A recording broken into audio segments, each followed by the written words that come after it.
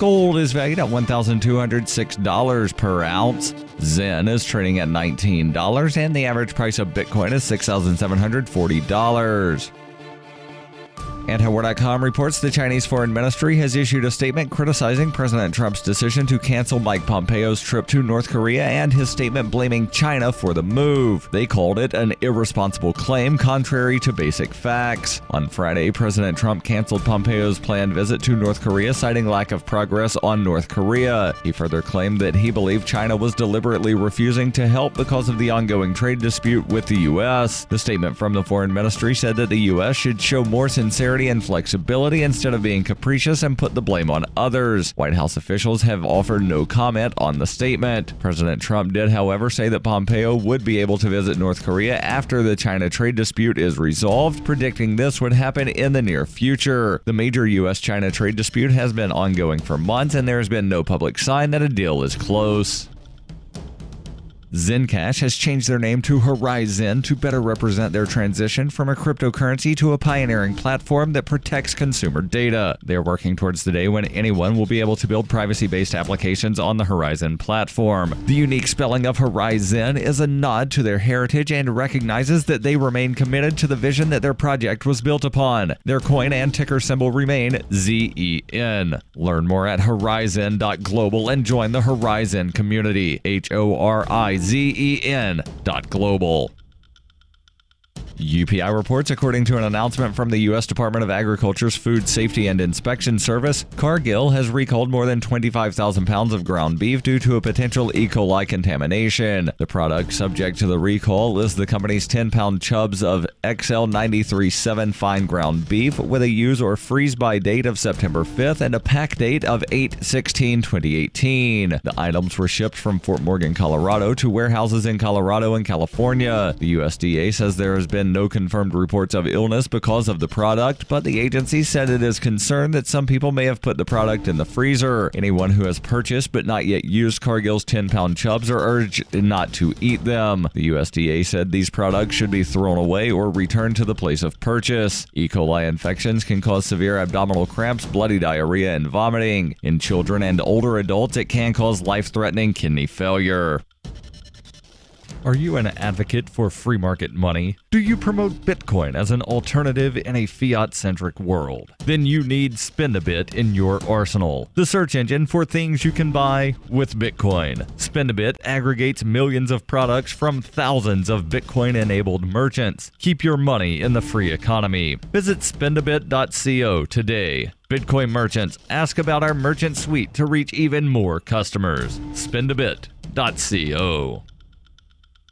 Reuters reports a video gamer killed 2 people and wounded several others on Sunday when he opened fire with a handgun at a tournament that was being streamed online from a restaurant in Jacksonville, Florida. Jacksonville Sheriff Mike Williams named the shooter as David Katz of Baltimore and said he was in town for the competition. Williams declined to comment on what led to the shooting. Williams said Katz killed himself after the shooting and that his body was found along with those of his victims. The sheriff's office said 11 people were wounded by gunfire and at least 2 others were injured while fleeing the scene. Dozens of ambulances and police cars flooded into the Jacksonville Landing, a waterfront dining, entertainment, and shopping site in the city's downtown, after several shots rang out on a sunny Sunday afternoon. The shooting took place during a regional qualifier for the Madden 19 online gaming tournament at the GLHF Game Bar inside the Chicago Pizza restaurant, according to the venue's website. The bar was live streaming the football video game competition when the gunfire started, according to video of the stream shared on social media. In the video, players can be seen reacting to the shots and cries can be heard from before the footage cuts off. Local media said the shooter had been in the competition himself and lost and apparently targeted other players before killing himself. The sheriff's office said many people were transported to the hospital and its deputies found many others hiding in locked areas at the landing. 6 victims were taken to Jacksonville's UF Health Hospital, 5 of them in stable condition and 1 in serious condition. A spokesman for Jacksonville's Memorial Hospital said they were treating 3 victims, all of whom were in stable condition.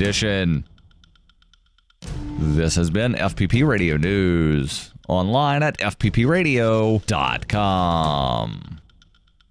Zoo visitors watch the mating rituals of the ice cream shop staff, and a serious coworker puts on headphones to focus on his sandwich. Happiness is perpetually fleeting, so try to savor the next few minutes before it disappears once again. This is The Onion Week in Review. FBI officials announced they just can't bring themselves to bust a man who recently downloaded every season of the 1990s television show Picket Fences from a BitTorrent website. While stressing that pirating copyrighted material is strictly illegal, federal authorities expressed their sympathy for the man and claimed that perhaps the story of Sheriff Jimmy Brock and the strange events in a small Wisconsin town is all he has left to cling to. We have more than enough evidence to bust him for piracy, but if the poor guy really wants to watch all 4 seasons of a 20-year-old CBS drama that nobody remembers, then he's clearly going through a pretty big rough patch right now. Frankly, we don't need to make it any worse. For statistical purposes, we have seized all private data from your personal computer, and we are disgusted with your recent internet search history. You sick f***. For more, keep checking theonion.com. The Call to Freedom is an opinion show. It's meant for informational purposes only. It is not licensed financial advice. It is very important to do your own analysis before making any investment based on your own personal circumstances. You should take independent financial advice from a professional in connection with or independently research and verify any information that you hear from the Call of Freedom and wish to rely upon, whether for the purpose of making an investment decision or otherwise. I mean, come on, guys. Duh. It's a cryptocurrency investment and a political talk radio. Of course, it's opinions. Computers are online. I'm gonna start loading software. 5, 4, 3, 2, 1. Welcome to the Call to Freedom. Broadcasting live from Vertcoin Studios on LRN FM. You're listening to Will. You will listen to every damn word I have to say! And Aria. Be afraid. Be very afraid. Stay tuned for political talk and everything crypto. That's right. Broadcasting internationally on our BitPlus network satellite. This is The Call to Freedom. All right, let's boot it up. That's right. Welcome to the Call to Freedom here on LRN.FM. We are broadcasting live from the Horizon studio, no longer the Zencash studio. Well, it is still the Zencash studio, but they've changed their name. I'm your host today, Arya DeMezzo, joined via remote by Mr. Tom Gray, joining us from East Tennessee. How are you doing today, Tom? I'm grouchy. That's disappointing. Are you going to be grouchy tomorrow? Because I think that would be fun. I'm going to be grouchy for probably the next 3 weeks. I started a diet yesterday that, among other things, involves no sugar, no breads, no potatoes, no corn, no fruit. Basically, it's a low glycemia diet. I've done it before. The first few days, your body really punishes you for not giving it junk food. So I've just had like a constant throbbing headache all day. It's not going away, and it's just generally feeding into my otherwise jovial misanthropy. Gotcha. Headaches will do that. I've had chronic headaches since I got here because of allergies. And it's a constant fight to not be pissy at everyone. Yeah. See, I don't even try. I just am pissy at everybody. I mean, I'm really pissy right now because some neo-Confederates are trying to start a rally in my hometown, like right down the street from me, at the state park that my grandfather helped found. And it's kind of weird. They're protesting the removal of the Silent Sam statue over in Winston-Salem by protesting here 5 hours away. Well, we have a video here that Will really wanted us to get into. It's kind of long, so I'm going to go ahead and get it started. It is about faith and how it has to be based on reason. Theological tradition. No, and it's been there. I mean, our theologians were very committed to that idea that faith had to be based on reason. That, you know, they were very troubled by circular reasoning. They call it dawr wa tasalsul. I mean, we studied these things in our theological training. That you can't argue. The Quran has to be proven, you know, to be true rationally. So there's all these books written making rational proofs of why it's revelation. There's all these because they needed to ground it in that. And so I think that's foundational to the understanding that you had to have faith and reason, and that component was so important. And also, there's no verses in the Quran where any coercion is mentioned. About the Quran states clearly in chapter 18, فَمَنْ شَاءَ فَلْيُؤْمِنْ وَمَنْ شَاءَ فَلْيَكْفُرْ. Whoever wants to believe, let him believe. It literally says, فَلْيُؤْمِنْ, let him believe. And whoever wants to disbelieve, فَلْيَكْفُرْ, let him disbelieve. And then the Prophet Muhammad, it was said to him in the Quran, can you compel people to be believers? In the second chapter of Baqarah, it says that there can be no coercion in the religion. That reason is clear from unreason or error. That, the reason, it's clear, this is clear. So you can't force people, let them think about this. Even in the chapter where they say about killing people in Surah At-Tawbah, which is the 9th chapter. And this is always quoted by people saying that Islam is violent. It says to kill the polytheists wherever they are.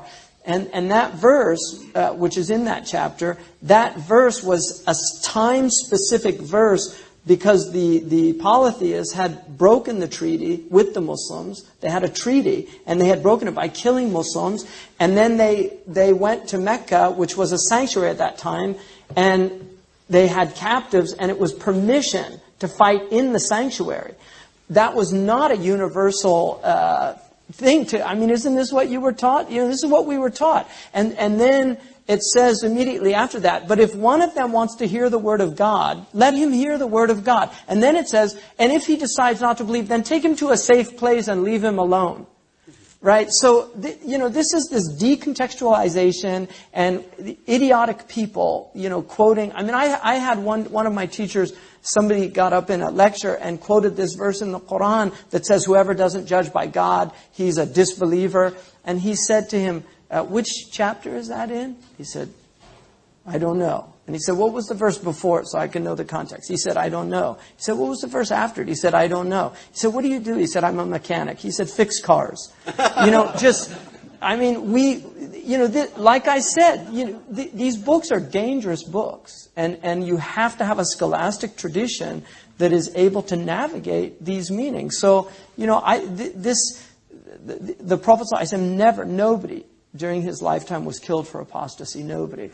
And there are apostasy laws. Just like in Catholicism, you can find in church canon law, you can find apostasy laws. There are apostasy laws. There's one hadith that they base these on. But there are other hadiths, and they weren't in agreement upon this. One of the greatest scholars of Islam, Atta, did not believe that there should be any capital offense in apostasy. Now, the idea, and in our Supreme Court in 1955, there was an argument, and you know much better than I do, I think it was about polygamy, which, that... The polygamy case was back in the 19th century, the Mormon polygamy case called Reynolds. But which was the one where it was said the freedom that religious freedom is the freedom to believe but not necessarily the freedom to act. Oh. What was that? Well, in Jehovah's Witnesses case from 1940 says that. Yeah. It might have Gabitis and Barnett. Yeah. Okay. Yeah. So, that, obviously, there's a lot of room for interpretation on what that means, right? Sure. But traditionally, many people did not believe in Islam. And I guarantee you there are many people in the Muslim world that do not believe in Islam. But they don't go out into the society and declare these things, not necessarily because... they can't do it, but because they understand that this will really affect the social fabric. That, first of all, people end up losing the whole, marriage, all these things. Because in Islamic law, if you're, a Muslim woman cannot marry a non-Muslim man by law. And a Muslim man, although he can marry a Jew or a Christian woman, is not encouraged to do so. But he has that dispensation. And so, the other thing that's very problematic in Islamic tradition, and I have to say this, to full disclosure, the Islamic tradition is not amenable to the same degree that other traditions are to Reformation. The reason for that is The Islamic tradition actually sees itself as a reformation of the Jewish and Christian sectarianism. Throughout the Quran, there are verses that say, do not turn into sects like the Jews and the Christians did before you. Right? And the Middle East was filled with Jacobites and Nestorians and Syrian Orthodox and Catholics and I really like this guy, but he goes really far off topic. And I'm starting to think that this video is just simply misnamed. It doesn't really seem to have anything to do with faith and reason, which is the topic that Will wanted to actually get into. So I guess Tom and I will carry on an actual conversation about reason-based faith when we get back here in just a few minutes.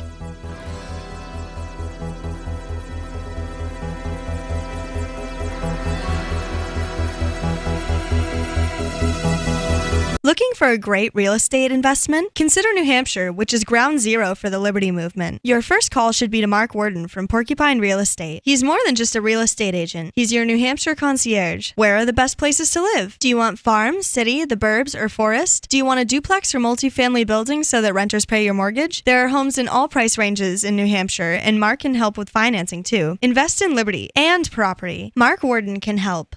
PorcupineRealEstate.com. After this morning's police raid on Cosmopolitan magazine's male pleasure laboratory revealed that test subjects were forced to endure horrific abuses and inhumane living conditions, Onion reporters spoke to 23-year-old Daniel Chertok, one of the numerous men exploited for the monthly magazine's studies on erotic stimulation. It was awful. They drove us wild for days on end. Once they made me lather myself with gallons of sexy bath oils, and then read thousands of racy text messages until my eyesight began to blur. Then for the next 12 hours, they blasted sultry songs into my ears and made me simulate 50 crazy hot sex moves. They said I couldn't rest until they found the bliss button on my Randy regions. According to Chertok, test subjects were often subjected to hours of grueling experimentation at the hands of female scientists. Chertok added that many of his fellow subjects were not lucky enough to survive the excruciating treatment. This is the Onion News Network. Did you know you can listen to LRN.FM via our free-to-air satellite channels? We have channels over nearly all of North America and much of Africa. All you need is an affordable receiver and a dish as small as 30 inches. There are no monthly fees. Learn more at sat.lrn.fm. Plus, if you are a broadcaster or want to be one, this is a good delivery method for our content. See our coverage maps and get details at sat.lrn.fm. That's sat.lrn.fm. sat.lrn.fm. Are you tired of governments murdering people around the world? Stop using their money. There is an alternative. Bitcoin is a stateless, free market, non-political currency. Bitcoin cannot be inflated or controlled by any government. By using their money, you are helping the state. Stop doing it! You have an incredible alternative available now. Learn it, use it, spread it. Get started with Bitcoin at bitcoin.com. That's bitcoin.com. Here's a chance to do a little activism while you're cruising Facebook, Twitter, or Google+. Between the LOL cats, the recipes, the hot girls, and the inspirational sunrise memes, Free Talk Live's posts pass by your newsfeed. Like them, comment. It gives us more exposure. If you don't see our posts, click like at facebook.freetalklive.com and then hover over it to click Get Notifications. It's an easy way to spread the ideas of liberty a bit further. I know you're busy, but you can spare that 1/10 of a calorie it takes to click on something. Facebook.freetalklive.com. Since time began, tyrants have taken aim at personal liberties. Now there's a movie that aims back. The government has no more right to tell us what to put in our bodies than they have to take our guns or tell us what books we can read. 6 drug police were eaten by bears while raiding a marijuana farm. On your knees, you dirty hippies! Jesus. On your knees! What's the problem, officer? Today, many cops who enforce pot laws do so only because it provides them with cushy jobs, good benefits, and a chance to push people around. I was an undercover narcotics officer. The drug war is nothing but a farce. The Second Amendment says you gotta keep you and your gat intact. Guns and Weed, The Road to Freedom. A film by Michael W. Dean and Nima Vadadi.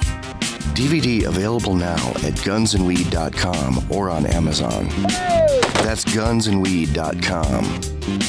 Makes the perfect gift. Remember, that's gunsandweed.com.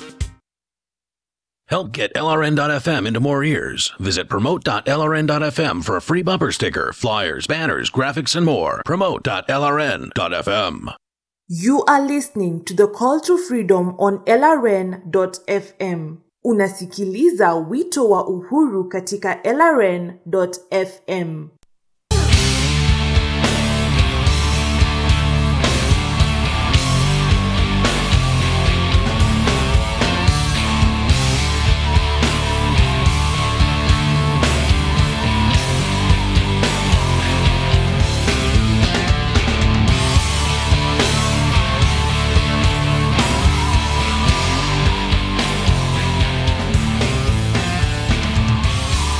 Welcome back to the Call to Freedom here on LRN.FM, where we are broadcasting live from this Horizon studio here in beautiful Keene, New Hampshire, where it has jumped back up to 88 degrees, which is extremely hot for up here. But before we went out to break, we were just getting into a conversation about whether or not faith has to be based on reason. Tom, I assume that you have thoughts on this subject. Yeah, and one thing that he brought up had to do with verses in the Quran about dealing with non-believers and the concept of context. Because there's a tendency that we have in Christianity to want to context away the entire meaning of a verse or a passage. So, for instance, he's saying that the verses in the Quran that have to do with killing the unbelievers, that was contextual to a particular time and place. That's all well and good. There are also verses in the Bible that relate to capital punishment in particular. And you can say, yes, this had to do with a specific time and place. It was a command from God for a particular time and place. What you can't do is then say, and now God is suddenly not okay with capital punishment, or in the case of Islam, with killing people over breaking a treaty. Because clearly, God is, unless you think God is a mutable being, in which case it's not the God that I, or most monotheists, believe in. That's interesting. When my uncle first challenged me about being an atheist, it was a Christmas Eve, and we had a pretty intense argument outside my grandmother's house under the carport. And I challenged him repeatedly that if he truly believed he was correct, then he would go into the house, get a knife, and sacrifice me to his God, because I was a non-believer. And you see, that's where context does matter. Well, he never rejected the validity of the idea. What he rejected was a willingness to do it. He never put forward the argument that, well, that was a different time and place. And I would disagree, because war or genocide or murder of people who are different is not a new thing, and it's not a thing that went away. We just largely stopped using religion as the excuse for it.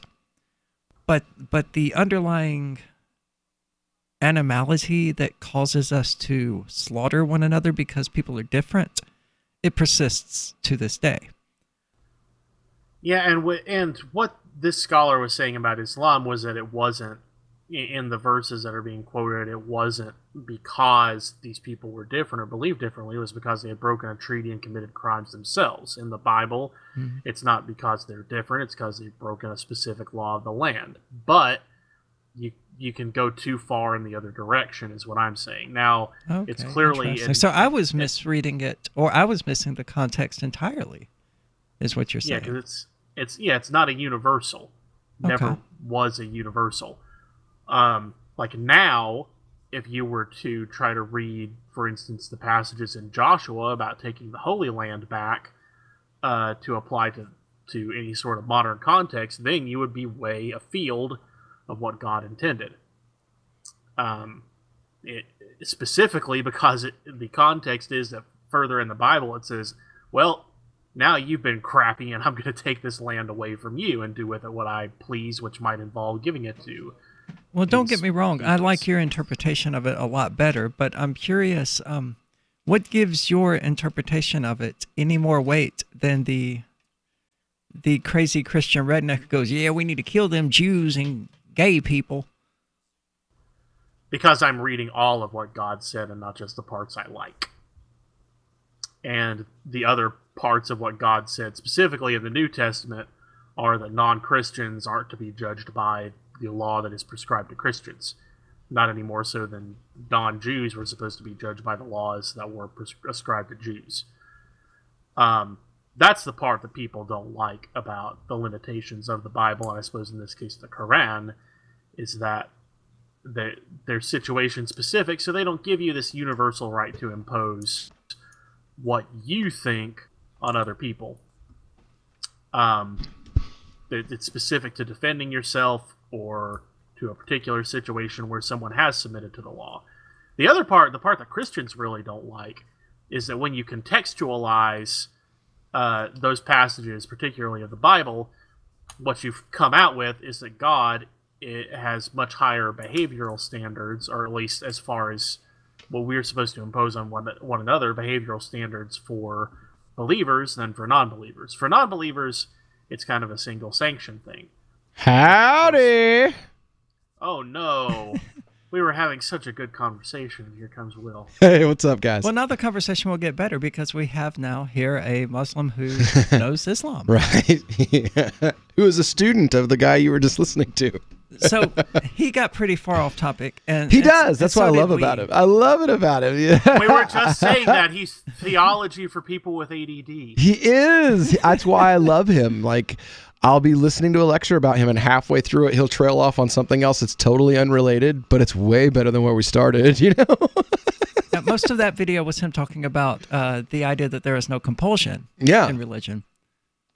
Well, and I don't think he mentioned anything about faith and reason. Well, he did. He did mention that, like, we have a 1,200 now because of the rise of Salafism and Wahhabism about 200 years ago. We have a 1,200-year-long tradition of scholars that they attempt, their whole shtick is a rational approach to religion. We actually have 4 different sects that popped up that took rationalism at one point, like the Murtadi school, the Mutazilites, they took their view of rationalism further than the religion would even allow for, where like that the Quran was a created thing type thing, you know, that it wasn't divine. So they stopped in being nature. Believers? Well, they went outside of the realms of orthodoxy. How's that? Okay. And there were major. Well, it's the reason. This book probably isn't, divinely inspired. It's pretty far outside of orthodoxy. What's that? Which book? Whatever holy book the person is referring to that they are supposed to, generally believe to be divinely inspired. Well, the Mutazilite, what they did was was like anarchism for libertarians. It's like, we've decided that this is following this viewpoint to its logical end, so to speak. Okay. And so they just took it way too far? Yeah, basically. And it created a civil war, and unfortunately the negative side effects of that was that Al-Ghazali later came to write The Idiocy of the Philosopher, which then in turn turned the entire Muslim world away from rationalism toward uncovering the secrets and exposing the lies. That's what the readers of freedomsphoenix.com get every day. freedomsphoenix.com, constantly providing the information, the real news about government policies, and the real relationship we all have with the coercive government, the real condition of the economy, innovations in technology, breakthroughs in energy, health, and computer science. Learn the truth well before it's admitted to in the lamestream media. The corporate media, nothing more than distributors of government propaganda, but now there's an alternative. freedomsphoenix.com. Constant news updates on the issues that affect your life in the most important ways. With liberty and property under constant attack, freedomsphoenix.com provides the understanding behind the propaganda, and it encourages the participation of its readers. Go to freedomsphoenix.com. That's freedoms with an S, phoenix.com. freedomsphoenix.com. The revolution between the ears has already happened.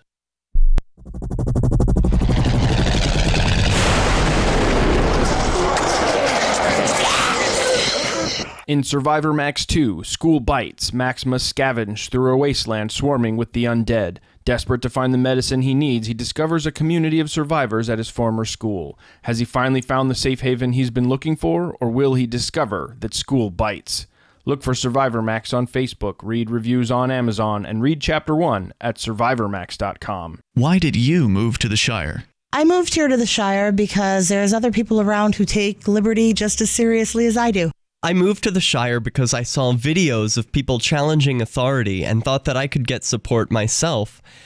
It called to me, like, do this right now. I wanted to be around people like me who got it. And once I got here, I knew there was nowhere else that I wanted to be. I've always wanted to change the world. So I moved to the Shire to join people who were actually working towards doing the same thing. The people here are awesome, loving, and positive. It was for the adventure and for the feeling of something important is happening here. And I just wanted to come to sort of be part of that. Visit ShireSociety.com to read and sign the Shire Society Declaration and learn the reasons why, if you love liberty, you should immigrate to the Shire. Plus, add yourself to the Shire map at ShireSociety.com. That's ShireSociety.com.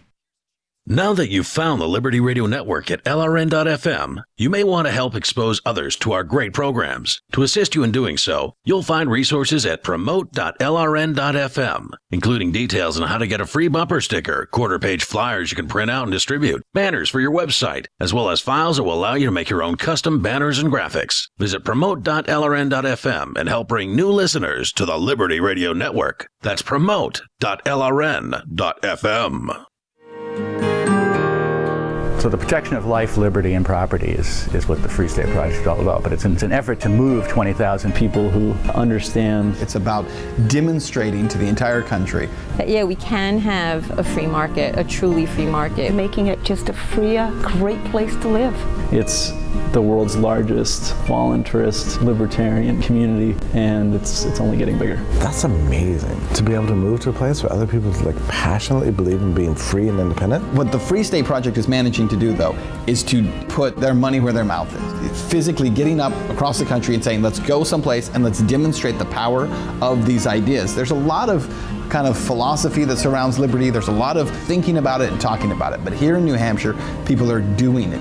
101 Reasons Liberty Lives in New Hampshire, a documentary by Free State Project Early Movers. Watch it free at 101reasonsfilm.com. 101reasonsfilm.com. Some of our live shows are streamed in HD on Twitch. Please follow and share at twitch.lrn.fm. That's twitch.lrn.fm. You are listening to The Call to Freedom live on LRN.FM. تستمعون إلى نداء للحرية مباشرة على LRN.FM. FM. Broadcasting live from our Zencash studio here in beautiful Keene, New Hampshire. And it is me, your normal co-host, as always, Will Coley. And we've been talking about, reason versus force in religion. What's more convincing, do you think? Somebody beats you over the head and tells you this is the way you're supposed to believe, or someone allows you to reason it out for yourself and appeals to you through reason rather than a stick? Well, the curious thing for me is that, of course, I hold the position that everything is ultimately a faith-based position, and that we ultimately have faith in reason. And whether or not that is just or not, it's impossible to say. But it comes back to that starting point that we just kind of have to have faith that, there's really a desk here. We just sort of have to make these assumptions or acting on what we believe to be true. And that generally serves as the starting point. And when it comes to religion, a person either faith is used in a totally different context when it comes to religion, but a person either has that faith or not. And I don't think that any amount of reason will put it there. Look, what we was his have name? we have a chapter of the Quran that is specifically attempting to call out to the reason of individuals and say, you know, like there are these things, and it's pointing to the makeup of the universe, and it asks over and over again after it says this. Let's see here. Here's Well, the biggest pointers that we have are going to be pi and phi, neither of which is mentioned in any holy book in any sort of significant context. But like the human body, it's divided along the ratio of 1 to 1.6 repeatedly. From head to waist, from head to, the bottom of your feet, it's 1 to 1.6. Okay, so you're talking about sacred geometry. Essentially, I don't like that terminology. Yeah, it exists though within the Kabbalah tradition. Galaxies, within sunflowers, all of that. That's the biggest pointer. That if that's not someone or the universe or whatever trying to tell us something significant, then I don't know what is. Well, I mean, I know in Kabbalah that you have geometry, you have what do you call it? Not just geometry, numerology. All of these things exist within the Jewish mysticism tradition. Now, what we're hearing too in the background, this is Surah Ar-Rahman. This is the chapter I was telling you about, where it says the stars and the trees adore, the sun and the moon are in their motions set, and that these are signs. The They're sky, not set, though. They are. They appear to be set, but we have long since learned that they're not. That they move by precise calculation? They don't. So you're saying they don't move by precise calculation? I'm saying that they're not set. That precise calculation means they're not set. Like the moon is actually spiraling away from the Earth. Yeah, the Quran specifically says that everything in the universe is expanding away from itself, from where it is today. Set, though. Well, no, that is a part. It is moving incrementally away, and I bet that the increments are within a set precise amount per year. Oh yeah. Okay, well that's that's set in a precise balance. It's saying the I'm whole world set started to this mean way. Static. There is a specific motion that it takes, and it moves in specific motions, and they're set that way. That it's like what do you call it? Those centrifugal force, or what is it? You know, the little machines that you start it and you flick it, and this spins this way and that moves this way, and and it's done in a specific motion, and that's the way it moves. That doesn't mean static. It just means a set, a balanced Right, I yielded cycle. that I was incorrectly interpreting set to mean static. But it says, but I mean, an fruits asteroid and palm of trees. sufficient size could still smack into the moon and knock it out of orbit. Grain at any has time. husks and scented plants. That all of these things are signs of the fact that God exists. That the fact that man has the gift of speech and writing. See, that's a faith-based leap, though, that you can only make if you already have that faith. Like, man's ability to speak is not evidence that there is a God. It's evidence that man has the ability to speak. Okay.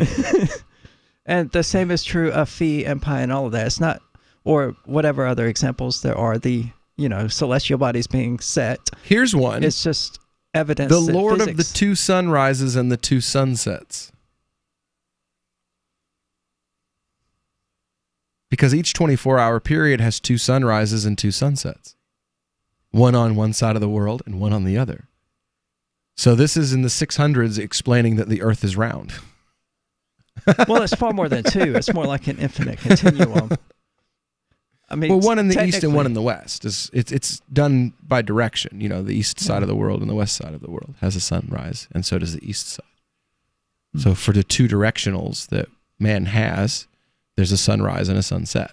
Well, I'm and not a saying moonrise and a that, moonset. there's no reason not to believe, or no reason. How And am I supposed another to phrase is that? the the fact that two bodies of water. But there is woefully insufficient reason to believe without faith. Then you have a man who lives in the middle of the desert who can't read or write telling you about how bodies of water can be stuck up against each other and have different colors and never mix. Well, the ancient Maya knew that, the solar system itself orbited a supermassive black hole. Really? Yeah. Their entire 12,500 year calendar was built off of. That's why people freaked out in 2012. They thought we were going to be sucked into a black hole. Well, something along those lines. I don't know exactly what they thought. It was crazy, but as think apocalyptic predictions tend to be. But yeah, their long count calendar is based on that and the movement of the Earth through the zodiacs, celestial movements, and that's another. So I mean, they knew the Earth wasn't flat as well, and that we were moving through the stars. But I don't think, God was telling them anything. Okay. Well, I mean, that's all. That's the end of your point. All right. Where's Tom at? Tom is like... I'm hungry. Tom's hungry. I'm hungry. Go eat a rice cake, Tom. I'm not allowed unless it's brown rice. Ew. No white rice on this diet. That sucks. That's terrible. Why would you do that? Why would someone do that to you? Because I gotta lose weight, man. You ought to get on my diet. I'm finding it. I eat whatever the crap I want diet. That's funny. I used to have Arya, that I have words for you that I can't say on AM/FM radio. When you hit about 37, 36, that will stop. And you shake your head and I thought the same thing when I was... I don't disagree. I thought that I was going to stay this way forever when I was 30, 32, 34, 35, and then 37 hit. And my waistline went, oh yeah, I'm going to spread out here. I'd be happy to gain some weight. You're going to have what I got. Spread up. Your waistline spread out so much you now wear pants with a 3 at the beginning of the size. Skinny so-and-so. That's fun. You know what's funny is I actually, when I was like in my early 20s, I wore a 28 waist. I hate you so much. Yeah. But I haven't worn a 28 in a decade. I'm up to a 34. I haven't worn a 28 since 5th grade. Jesus. Wow. You could have put 3 of me in a 28 in 5th grade. Anyway, we'll be back with more of the first hour of the Call to Freedom right after this. I love My Magic Mud. I drink a lot of coffee. I had stains on my teeth. Then I found My Magic Mud, and I was told it would remove stains. So I paid attention when I brushed the first time. My Magic Mud is black tooth powder, and the difference it made in my teeth in one application was noticeable. With 4, my teeth were as white as you normal folks out there. Please go to mymagicmud.com and buy a jar. There's 150 applications for $25. You can use Bitcoin, mymagicmud.com. Are you about to meet the media? If you're about to be interviewed, do their homework for them. Know this about the person who will interview you. He or she is busy, so expect minimal, if any, preparation. He or she doesn't know as much about your topic as you do. He or she isn't as concerned as you are about getting your message out, so you need to take responsibility. Provide a biography and fact sheet, photographs, or other materials that tell your story. Reporters won't be put off if you supply frequently asked questions. Remember, Public Speaking 101, at the end of the speech, what's the one thing you want them to remember? You can download the document I supply to reporters who interview me and squirm through a video that demonstrates how not to conduct your media interview at www.survivalspeech.com. I'm Holland Cook. LRN.FM is proud to announce our official listening apps for Android and iOS devices. Now you can easily tune into our streams anywhere, anytime on your smartphone or tablet. Just visit apps.lrn.fm or search for LRN.FM in the Android or Apple app stores. Please download, rate us 5 stars, then share the link on your social media and let your friends and family know how you're listening to LRN.FM. Download it now, free at apps.lrn.fm. So you've signed the Shire Society Declaration and are planning your move to New Hampshire to be around more liberty-oriented people. Next, sign up for the Shire Society Forum at forum.shiresociety.com. There are a bunch of people there who are already in the Shire, and they want to meet you. If you're already in the Shire physically, you should also come by the forums. Remember, not everyone uses Facebook. New people are signing up for the Shire Society Forum every month, so drop in and say hello at forum.shiresociety.com. There are lots of ways to listen to Free Talk Live. Our podcast has been around since podcasts began, and now the FTL feed is loaded with content besides our full show archives. Did you know that we make it easy for you to customize your podcast subscriptions? We have different feeds, one that includes only our full shows, one with just the Daily Digest, and one with just the Edgington Post. You decide what you listen to. It's quick and easy to customize your feeds at feeds.freetalklive.com. That's feeds.freetalklive.com. Free Talk Live. You know, you got to give those guys credit, though. Jesse Jackson, Al Sharpton, they've established this for themselves. And who are the Hispanic leaders? Who are the Chinese leaders? It's a brilliant marketing plan on their part to get them radio interviews and all kinds of appearances and sell books for them. But otherwise, that's really all it is for them. Right, and then when you call them out exactly what you said, if you are a black person, you are supposed to get upset when they tell you to get upset. Me and a lot of other people who are black, we've grown up. I'm 55 going on 56. I don't see color. I see people. I see behavior. I see morals. I see values. I don't see the color of a person's skin. That does not dictate how I should interact with that person. Their behavior, their morals and values dictate how I interact with them. Free Talk Live, 7 nights a week from 7 to 10 Eastern, live on the Liberty Radio Network at LRN.FM. Love what we do? Please help support our international satellite channels at patreon.lrn.fm. That's patreon.lrn.fm.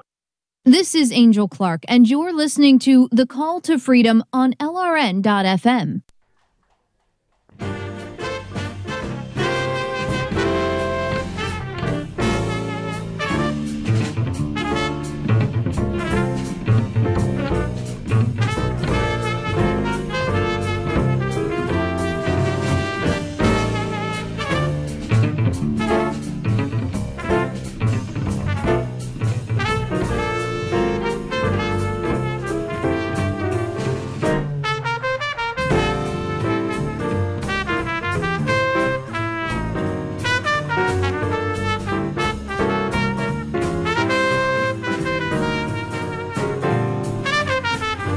All right, welcome back here to the Call to Freedom here on LRN.FM. That's great. We're broadcasting live here from our Horizon studio here in Keene, New Hampshire. You see, Zencash is now Horizon. Horizon is a privacy platform built on zero-knowledge technology with a decentralized, secure node architecture. The Horizon platform enables real-life uses beyond currency, including the ability to privately chat with other people. Soon, Horizon will enable you to publish information and go anywhere on the web, all with complete privacy. Horizon, bringing privacy back to life. Learn more at horizon.global. That's HORIZEN.global. So, blaga. We've been talking about the concepts of faith, reason-based faith. There we go. Can't breathe. I'm sorry. It's not my fault. I've been there we go. There's something I can kill a few minutes with. I've been taking this awesome antibiotic.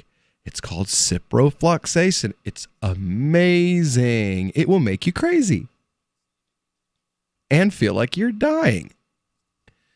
It's helping. And not the fun kind of crazy. Yeah. It's worth mentioning. Yeah, and definitely not the fun kind of crazy. You ever been so paranoid that you wanted to hide under your bed because you thought the black helicopters were landing in your front yard? Oh, yeah. Crazy like that crazy. But that's why I don't smoke weed anymore. Yeah, but the difference is after you smoke pot, if you get a paranoid attack, it's gone like in a couple of hours. This is like, it never goes away. It's just varying degrees of severity. So the first 4 hours after you take the meds, it's like, and then it kind of dissipates off until, oh, it's time to take your medicine again. And then it's, like insomnia. And now that I'm finally off of it and trying to detox my body, something that seems to be sticking around is this horrible shortness of breath. I'm sure you can probably hear it on the microphone, me having to like really breathe hard to get a breath in, because I feel like especially if I'm talking and I have long sentences, that I'm just not I'm not getting all of my wind. And it's definitely, what's the word I'm looking for here? Frustrating. So, but yeah, it's if your doctor wants to put you on ciprofloxacin, ask him if there's anything else that he can put you on that's a non-fluoroquinolone. That's not, because I would hate to see anybody else go through this, because it's been pretty bad for a few weeks, like crying for no reason, insane anxiety, depression, want to jump out the window, I'm so paranoid. It's been absolute insanity. My wife is the most amazing woman on the face of the earth, because not only did she put up with it, but she somehow kept her sanity while I slowly lost my grip on my own. It's very odd that they would put you on that instead of, some other antibiotic that doesn't have those side effects. Actually, I have a friend of mine who's a doctor, and when I told him what had happened, his first response was, that didn't happen at a real doctor, did it? That was at an urgent care facility, right? So, yeah. Are urgent care facilities not real doctors? Yeah, if we had any urgent care docs listening to the show before, they've tuned out now. Well, that was his reaction. When I told him, I was like, well, this was what happened, and this is how it is. And his response was that an urgent care? Did a nurse practitioner prescribe that? That's what he meant. Yeah. He didn't mean to belittle other doctors. He meant to belittle nurses. Yeah, exactly. Did a drunk hobo give you those? Yeah, basically. That's his attitude. Given to you by a drunken hobo? No, just a... And he's right, though. It was a nurse practitioner that did it. Interesting. Because everything I'm reading is like... This is like the nuclear warhead. We're not talking the atom bomb dropped on Hiroshima. We're talking like intercontinental ballistic missile, modern day nuclear weapons of antibiotics. And that's what the problem is that it literally can damage your cell structure and your DNA. It's made of fluoride. Yeah. Basically, I've been taking 500 milligram pills of fluoride for the last 4 weeks. Yeah, isn't that a poison? It is a poison, yes. Yeah. So much so, isn't that the crap that dentists tell you, to spit out and not to eat or drink for 30 minutes after having it in your mouth? Yeah. Yeah. Let me see. I know they're yeah. This is the second time.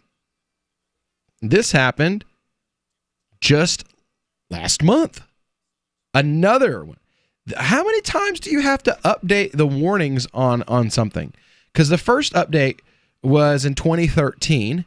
Now again, FDA strengthens safety warning on Cipro in July of 2016. And now press announces July 10th of 2018 updated warnings on fluoroquinolone antibiotics on risks of mental health. Just last month. In July. Basically, you got to serve as a lab rat for the pharmaceutical industry. Yeah. Yeah. The FDA remains committed to keeping the risk information about these products current and comprehensive. Really? That's the reason why you did enough testing on this to know? Because I've got stuff, people were talking about this in 2010, that they were having these side effects. And the pharmacy company and the FDA were like, no, you guys are wrong. Oh, wait, 2018, July. Yeah, let's see here. Across the fluoroquinolone antibiotic class, a range of mental health side effects are described in the warning and precautions section of the drug labeling, but differed by individual drug. The new class-wide labeling changes will require that mental health side effects be listed separately from other central nervous system side effects and be consistent across the labeling of fluoroquinolone. The mental health side effects include disturbances in attention, agitation, nervousness, delirium, memory impairment, disorientation. Also found instances of hypoglycemic coma. Guess who has hypoglycemia? Me! Boxed warning. So if you were a lab rat for Big Pharma, did they at least give you cheese? No.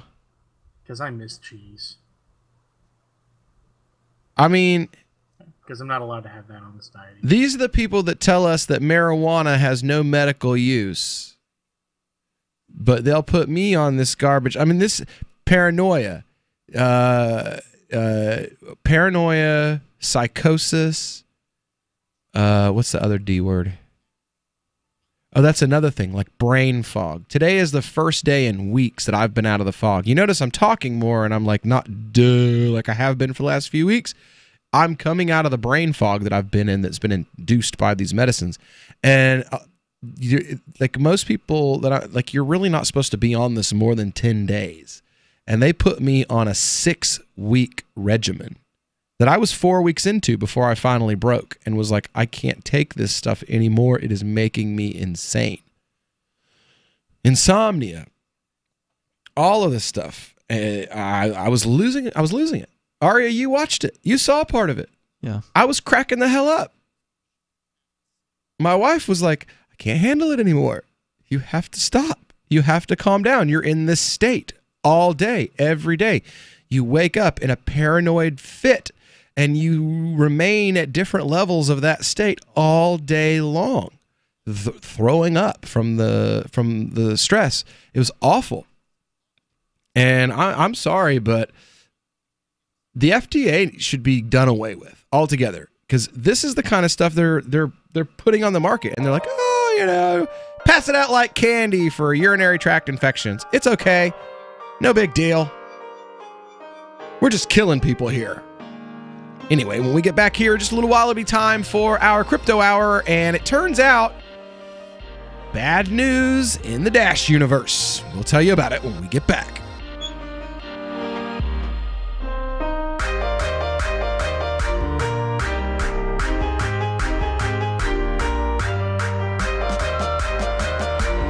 Is spreading the message of liberty, cryptocurrency, and peace around the globe worth $2 per month to you? As you may already know, in addition to our internet feed, LRN.FM broadcasts on free-to-air satellite across North and Central America, as well as Sub-Saharan Africa. And we've been available on satellite for free 24/7 since 2010. The LRN.FM free-to-air satellite signal is reaching some of the most oppressive regimes in the world, and there's no doubt our ideas are making an impact. You can learn more about the channel's impact by watching the 3-minute video at fund.lrn.fm. If you'd like to help free minds globally with our ideas of liberty, cryptocurrency, and peace, you can donate as little as $2 per month via fund.lrn.fm. You can help us continue and expand our satellite broadcast to multiple continents. Visit fund.lrn.fm today, and thank you for your help. Don't forget to share the link on social media. That's fund.lrn.fm. LRN.FM now has a Discord. Discord is a free text and voice chat platform, and we now have our own server with a bunch of channels at discord.lrn.fm. You can join other listeners as they chat about various things during our live shows, or anytime, day or night. Discord software is available cross-platform, so you can have it on whatever device you want and take your chats anywhere. Join our Discord at discord.lrn.fm. That's discord.lrn.fm. The new 4th edition of Healing Our World, The Compassion of Libertarianism, will take your understanding of liberty to a deeper level and has over 1,300 updated references, new cartoons, and a foreword by Dr. Ron Paul. With discounts for multiple book purchases, the 4th edition of Healing Our World is a great gift for the liberals, pragmatists, environmentalists, and Christians in your life who think libertarianism is cold-hearted. Get yours today at healing.freetalklive.com and use promo code FTL for a $5 discount. More of the Call to Freedom is coming up next, live after the news on the Liberty Radio Network at LRN.FM. From Keene in the Shire, the Liberty Media capital of the world, this is Daryl W. Perry, host of FPP Radio News for Monday, August 27th, 2018. Silver is trading at $14.80 per ounce. Gold is valued at $1,206 per ounce. Zen is trading at $19, and the average price of Bitcoin is $6,740. Antiwar.com reports the Chinese Foreign Ministry has issued a statement criticizing President Trump's decision to cancel Mike Pompeo's trip to North Korea and his statement blaming China for the move. They called it an irresponsible claim contrary to basic facts. On Friday, President Trump canceled Pompeo's planned visit to North Korea, citing lack of progress on North Korea. He further claimed that he believed China was deliberately refusing to help because of the ongoing trade dispute with the U.S. The statement from the Foreign Ministry said that the U.S. should show more sincerity and flexibility instead of being capricious and put the blame on others. White House officials have offered no comment on the statement. President Trump did, however, say that Pompeo would be able to visit North Korea after the China trade dispute is resolved, predicting this would happen in the near future. The major U.S.-China trade dispute has been ongoing for months, and there has been no public sign that a deal is close. Zencash has changed their name to Horizon to better represent their transition from a cryptocurrency to a pioneering platform that protects consumer data. They are working towards the day when anyone will be able to build privacy-based applications on the Horizon platform. The unique spelling of Horizon is a nod to their heritage and recognizes that they remain committed to the vision that their project was built upon. Their coin and ticker symbol remain ZEN. Learn more at horizon.global and join the Horizon community. HORIZEN.global.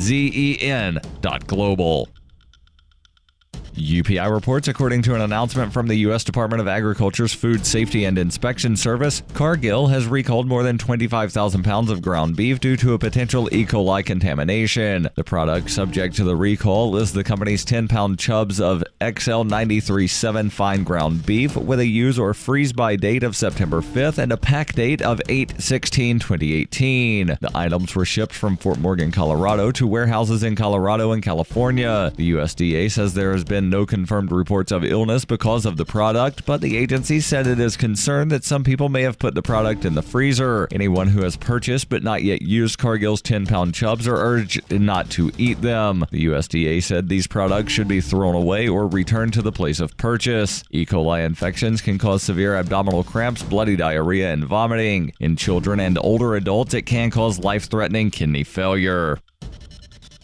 Are you an advocate for free market money? Do you promote Bitcoin as an alternative in a fiat-centric world? Then you need Spendabit in your arsenal, the search engine for things you can buy with Bitcoin. Spendabit aggregates millions of products from thousands of Bitcoin-enabled merchants. Keep your money in the free economy. Visit spendabit.co today. Bitcoin merchants, ask about our merchant suite to reach even more customers. Spendabit.co.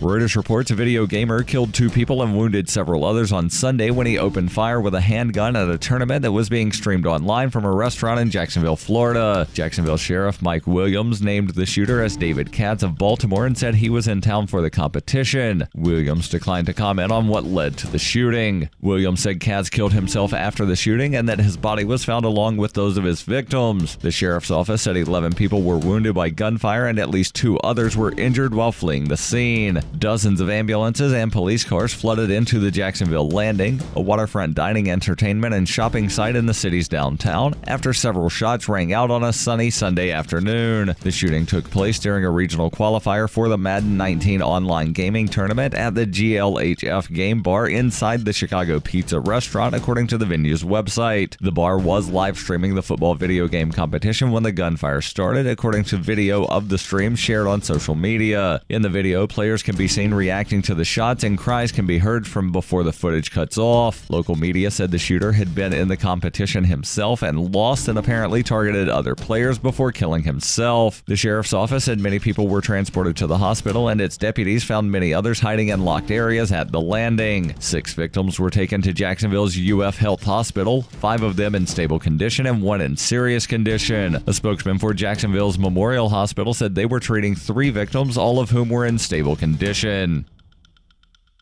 This has been FPP Radio News. Online at fppradio.com.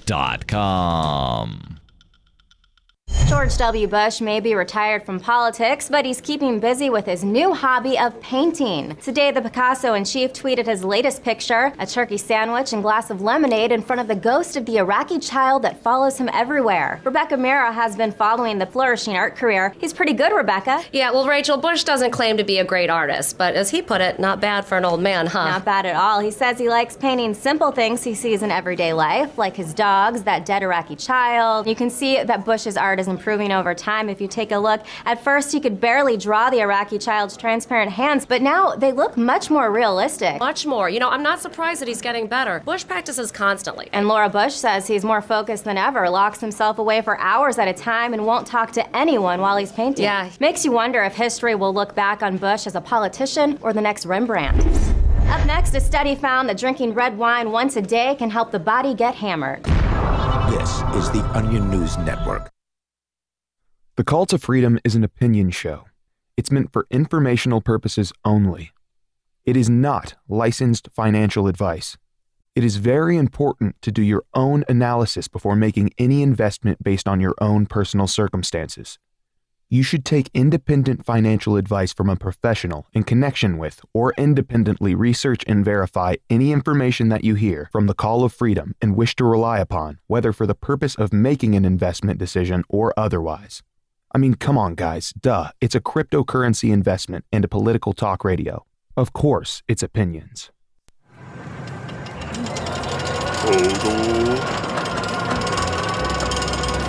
Hodl. Hodl.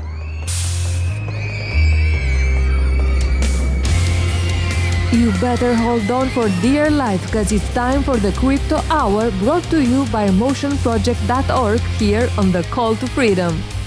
That's right. It's time for the Crypto Hour here on the Call to Freedom on LRN.FM. Well, it's the middle of our Crypto Hour. It's brought to you by Motion Project over at motionproject.org. I'm clearing the fog out, Aria. I am. I'm trying really hard. You guys have to just stick with me, okay? Because these meds have screwed my brains. I feel like somebody cracked my head open and like kicked my brain around on the sidewalk and then stuck it back in my head, which is better than I felt like last week. Well, it doesn't help if one of the main side effects is insomnia. Yes. I mean, it doesn't help to have your brain screwed up at the same time that you can't sleep. Yeah, I'm going to sleep later than normal, waking up earlier than normal. Yeah, so I'm working on it though. I'm feeling better. A couple cups of reishi mushroom with toasted dandelion a day and lots of water. I'm taking a Megaflora to restore all the bacteria that was killed in my body that wasn't supposed to be. And I'm also taking saw palmetto to try to help with my prostate, because whatever they had me on to help with it, it may have helped with that, but it didn't. It made everything out. They're like, oh, well, you know, we thought that you completely losing your mind and possibly slipping into a paranoid delusion for the rest of your life was okay because your prostate's swollen. You know, I mean, who cares if that's a pretty messed up choice. If you don't know who you are, at least now you can fully evacuate your bladder. I don't feel well. Actually, I do now because I've been off the antibiotic for a while, and the feeling like I'm sitting on a golf ball is starting to come back. But yeah, you know, I could feel like this, or I could feel like my brains are being scrambled in my head. You know, let's see. I don't know. So you had some Dash news for us. us. My God. Get this. According to CoinGape and a couple of other sources. Oh, yeah. And if you go on the Dash voting thing, it's there too. The Dash is running out of money. A member has proposed Ryan Taylor's demotion from CEO to an advisory role. The Dash, the 14th ranked cryptocurrency by market capitalization, had been doing some exciting work on the ground, especially with expansion in Venezuela. But little did one know the coin is undergoing some inside currents with respect to the coin's community unhappiness with the current CEO, Ryan Taylor. What's the matter? Well, a recent proposal has appeared on Dash Central, the Dash Coin's masternode monitoring service, which allows masternode owners to easily vote on proposals, which states that demotion of current CEO Ryan Taylor to an advisory role and has instructed the HR to hire a new CEO. The reason for the proposal are multiple and available on the description of the proposal within the Dash website. Specifically, the reasons come down to Ryan Taylor's ineffectiveness at promoting the welfare of the Dash community as it's experiencing massive growth and expansion. Some of the allegations or reasons are pretty grave, which include the destruction of the market's confidence in Dash and managing the company irresponsibly. The reasons continue with issues in technology, marketing, business development, finally stating that Ryan simply is not a leader, and states that since Evan Duffield Dash Core Group has been a stale and boring company that does not innovate. Apart from other incompetencies, a grave problem has also been noted in the reasons, making the project a risky bet. According to the user, Ryan seems to be his failure. Jesus Christ, can we find another article on this? Yeah, I don't recall where I read it, but I heard that, if Dash's value goes down much further, then Dash themselves will be broke. Yes. But, okay, there was a response. This coming from Dash Force News and Joe Valenzuela. Every emerging industry, market, or community has had a certain degree of risk exploitation by bad actors. Cryptocurrency is no different. With anyone able to create a project, convince droves of low-information investors to part with their money, and then scam them. However, it's not the infamous new defunct scams that are the largest offenders, but something greater. Something much more sinister. Bitcoin was founded on hard-headed practicality and high-minded principles. The creation of cryptocurrency presented a hard solution to an ideological problem. Government and bank control over money and payment systems had resulted in devaluation, censorship, and costly, inefficient middlemen to the financial system, and Bitcoin as a peer-to-peer electronic cash system was designed as an alternative. Jesus Christ, that's a long sentence. It's also not true. Bitcoin was designed to solve a problem. That problem was not the banking institutions. They're not mentioned anywhere in Bitcoin's white paper. That is how most people interpreted the technology. But what Bitcoin actually proposed was a decentralized ledger to keep track of who owns what. And what people owned were its commodity Bitcoin, which was stored on the blockchain. But it was not, oh, we're going to take down the banks. That's how, we read it and we took it. That's the direction we carried it. Yes. But that wasn't the goal or the plan that we know of. It wasn't stated in the white paper. Yeah. Though we all love the idea. Yeah. Well, the creation of a free, better money was achieved in 2009. And for most of those 9 years since then, Bitcoin has had a working product that could provably function as intended and fulfill its promises. All the hype as to what cryptocurrency could do came attached to something that already worked and already was doing it quite well. Well, I don't know about that. The hype trains came along and bested reality with fluff. Following Bitcoin's success came projects attempting to replicate that same hype without first delivering the same product. Ethereum came at a transition point to the hype model, where it delivered a technically working product as advertised. However, much of the anticipation over its practical use in reality did not apply in the beginning. This resulted in hyped-up valuation, reflective of a technology that in reality was years away. Since then, countless projects have launched with sky-high valuations right out of the gate, many with no working product whatsoever, much less a proven use case. Cryptocurrency reached a combined valuation of close to $1 trillion, yet failed to reach any meaningful use outside of what had already been accomplished by Bitcoin in the past.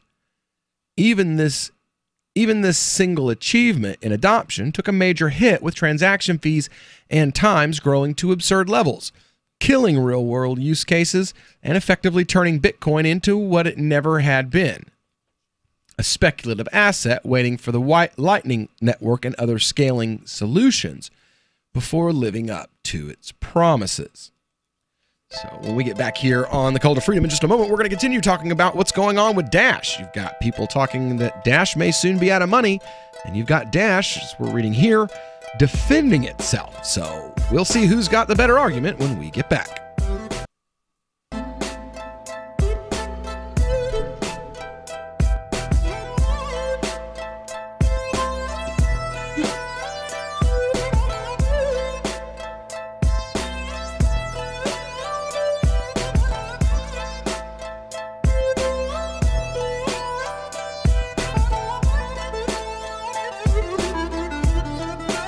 Cell 411 is a free app for Android and iOS that replaces government-controlled 911. Cell 411 allows you to preset a group of friends or private organizations to show up in any emergency. Cell 411 is a nightmare for the state because it proves their so-called services aren't needed. Cell 411 has had thousands of installs, and of course it's covered by the BIPCOT no government license. Cell 411 because your friends won't shoot you when you're in trouble. Without the government, who would build the emergency services? You and Cell 411. Get it today at getcell411.com. Hi, I'm Derek J. To me, an activist's calling is to actively work to advance a cause. The cause for which I work is personal freedom. I believe my life is best when I engage in voluntary interactions and self-government. I reject the idea that anyone else has a higher claim to my life or my body than I do. I see people who call themselves the government as a threat to my personal freedom. I realize you may feel differently, but my relationship with the people who call themselves the government is completely involuntary. If Starbucks used some of its money to drop bombs, I wouldn't shop there. So why would I support the American empire? The empire does not require my consent. Derek J's Victimless Crime Spree. Watch it for free and order the Director's Cut DVD at victimlesscrimespree.com. That's victimlesscrimespree.com. Did you know you can get news updates about what's happening with the Liberty Radio Network delivered in the way you prefer? You can sign up for our email updates at updates.lrn.fm. Plus, you can stay in the loop by joining our Facebook profile at facebook.lrn.fm or follow us at Twitter at twitter.lrn.fm. It's all free, so sign up now at updates.lrn.fm for news updates delivered to your email box, facebook.lrn.fm to follow our Facebook page, and twitter.lrn.fm to receive our tweets. We've all heard about blockchain assets like Dogecoin, Ether, and Ripple. Bitcoin isn't the only player in the blockchain game any longer. And for those of us wondering how to get our hands on these digital assets, finally, there's a solution. Shapeshift.io allows you to buy and sell between your digital assets and Bitcoin instantly between your own digital wallets. I've used it with ease. Shapeshift.io. There's no account or email address needed. You send them the crypto you want to sell. They send back the crypto you want to buy. It's that easy. Shapeshift.io. Imagine someone in your community getting in their car, turning on the radio, and hearing the Liberty Radio Network. You can make that vision a reality with your own micro radio station. Visit broadcast.lrn.fm to learn how you can put our programs on the air in your area. You can have LRN.FM running around the clock, and you can even add in your own local shows. Building a radio station is simple, but programming isn't. That's where LRN.FM comes in. Learn more at broadcast.lrn.fm. That's broadcast.lrn.fm. Free Press Publications is an independent, alternative media and publishing company founded in June 2009 with the mission of ensuring a free press for the freedom movement and is committed to spreading the message of peace, freedom, love, and liberty. FPP also gives new authors an avenue for publishing freedom-oriented material.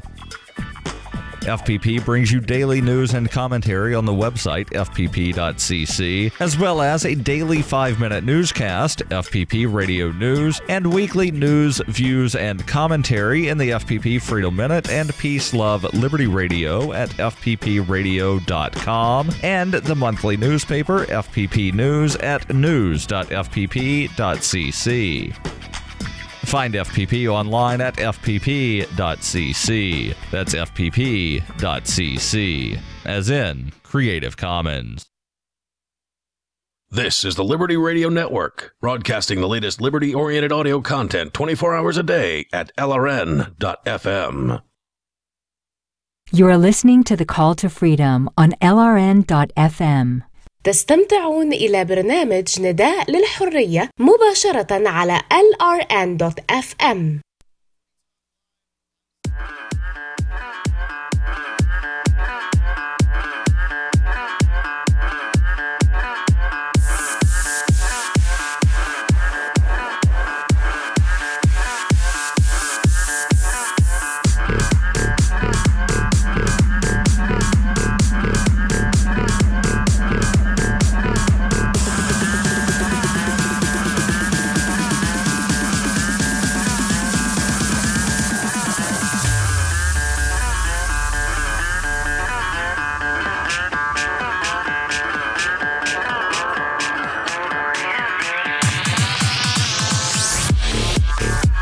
All right, welcome back into the Call to Freedom here on LRN.FM. It is, the Crypto Hour, brought to you by the Motion Project over at motionproject.org. Going over and put your ideas into motion. That's a great little, you go over there now, you can buy a full node for pretty cheap, and it pays 10 coins a day, and it's probably the best paying out node system type coin I've ever seen. Better than any of the other coins that we've seen that do node payouts. Even at the low end where it is now, it pays more than a Zencash node does in a month. So, anyway, I gotta get some coffee, man. I don't need any more. I'm hoping that the coffee I'm drinking isn't making the shortness of breath worse. My yawning is from the shortness of breath. That's a side effect of it. I was up all night. Yeah? Yeah. I missed it. Yeah. Oh, well. Being attacked. Oh, yeah. That's every 20 minutes, man. Video game. Yeah. Yeah. Anyway, so Dash looks like is in trouble. Tom Gray's here with us, right? No. He's going to be back at 6. Oh, okay. That's why I can't just go get coffee. Oh, okay. Okay. Well, here's the part. Here we go. Throughout this whole time, some actors in the space have continued their hard work. Some Bitcoin supporting businesses and innovators have continued despite the network congestion. Dash has focused almost exclusively on real-world use and adoption. Bitcoin Cash has made real progress as well. During the era of Bitcoin's undisputed reign, nearly everyone involved in cryptocurrency, no matter which project they personally preferred, gave deference to Bitcoin as the leader, making the largest strides in real adoption. This one crypto succeeding is all of us succeeding attitude is long since gone in most of the space. Bitcoin Cash gaining new users and businesses is ignored, slapped down, or derided by Bitcoin maximalists who discount the competent project as a scam. Open node. Right. I'm sorry, did I say that out loud? Progress on the Lightning Network is similarly ignored or bashed by Bitcoin Cash fans, regardless of whatever eventual use cases it will present. They've become the Democrats and Republicans of the crypto industry. Well, it's worse than that. They're more like, I don't know, popular YouTube person A and popular YouTube person B who do the same thing and who look at each other as, you're stealing subscribers from me. No, you're stealing subscribers from me. It's like, hey guys, most people are subscribed to both of you. Stop fighting. Yeah, most are. I'll agree. I mean, that's what's going on here. Like they said in the article, Bitcoin, there used to be this idea that if Bitcoin is successful, then everybody is successful. That's gone. Yeah. Now it's, Bitcoin is successful, and that's taken away our possibility of success. We need to legislate Bitcoin away. Dash has perhaps the greatest example of this phenomenon with some of the highest real adoption and use rates all over the world, yet broad ignorance and derision from a large chunk of the crypto establishment. The sense of Bitcoin unity that pushed... because it was largely pre-mined, and there was that whole fiasco. Yeah. The sense of Bitcoin unity that pushed the entire field of cryptocurrency forward for years has been replaced with a jealous, mean-spirited attitude antithetical to positive achievement, hoisted on the unsuspecting new crypto users as simply avoiding scams. This con has hurt crypto and will hurt countless poorly invested users. This con has had harmful effects on the mass adoption of cryptocurrencies as users feel that they should not promote the good that other projects are doing for fear of supporting scammers or simply bridging the tribalistic divide. More importantly, though, this has kept users away from potentially world-changing projects and has instead funneled them into those with the loudest voices. Those two things are drastically different. But wouldn't the last be Dash, though, technically? Aren't Dash the ones that scream the loudest? Or is it that, like... If not them, then Verge. But I mean, nobody wants to promote a cryptocurrency except John McAfee. Nobody but John McAfee wants to promote a cryptocurrency that turns out to be a scam. But this is why we look into things before we promote them. You shouldn't just start investing money in things that you know nothing about, and you shouldn't just start promoting things that you know nothing about. It's just being a responsible human being.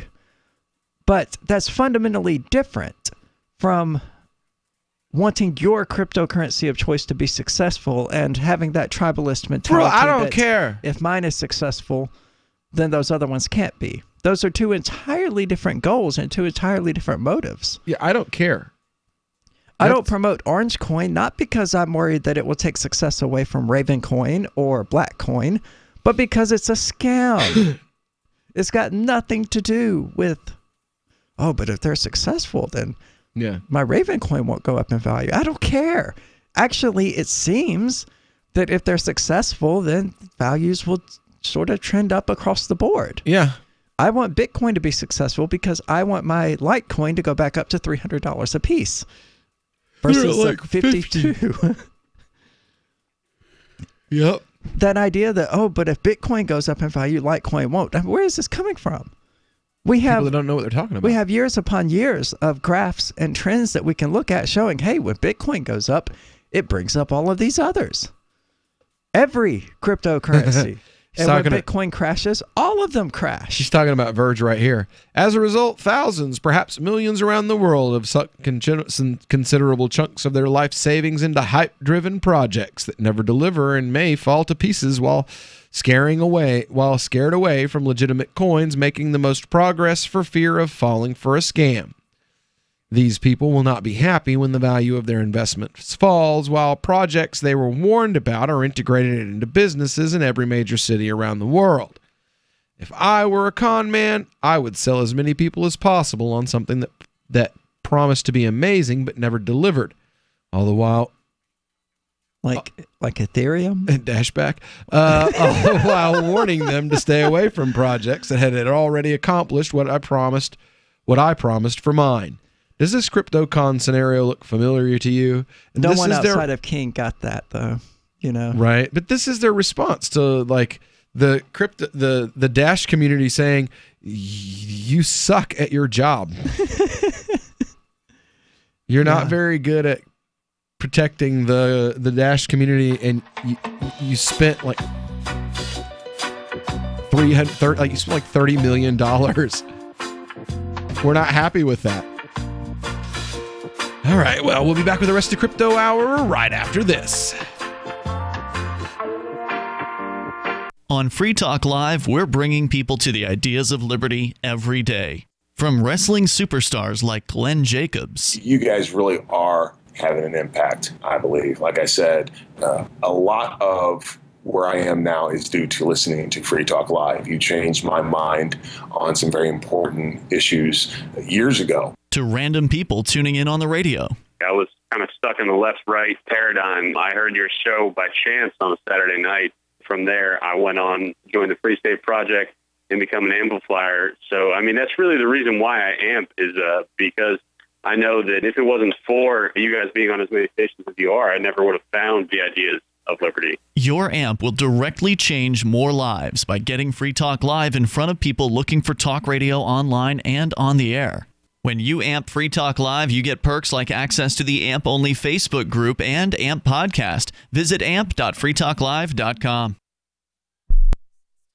When you hear the word lobbyist, you probably think about greedy corporations, but not all lobbyists are the same. Some are fighting for the freedoms you hold dear. Liberty Lobby LLC is doing just that in New Hampshire, working hard to represent you, not some special interest group. You can help by going to libertylobby.info, where your contribution will give us the tools we need to ensure that your voice is heard. Visit libertylobby.info today to find out more.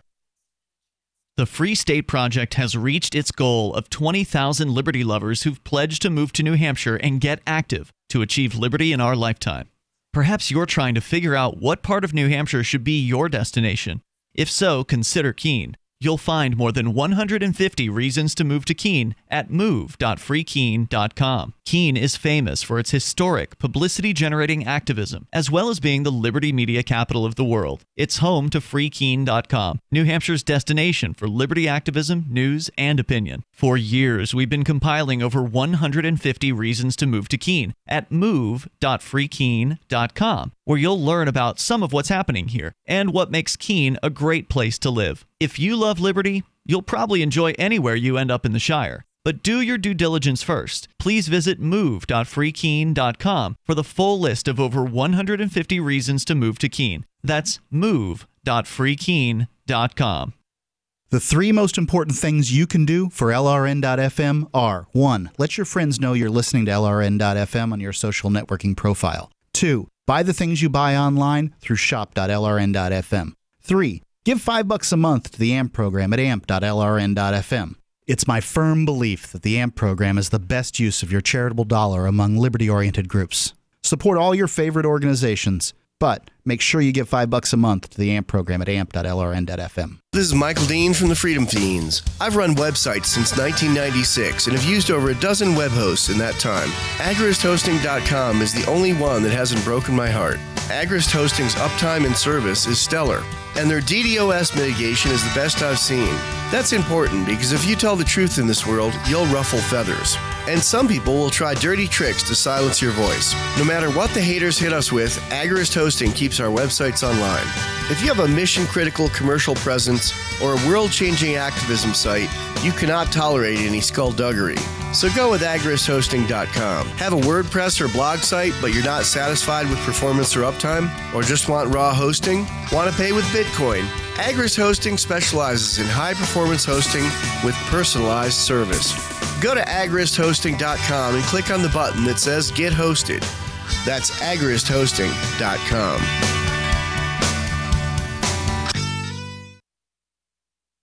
You can sign up to receive the latest about the Liberty Radio Network via our email updates at updates.lrn.fm. That's updates.lrn.fm. You are listening to the Call to Freedom on LRN.FM. आप सुन रहे हैं स्वतंत्रता की पुकार सिर्फ और सिर्फ LRN.FM पे।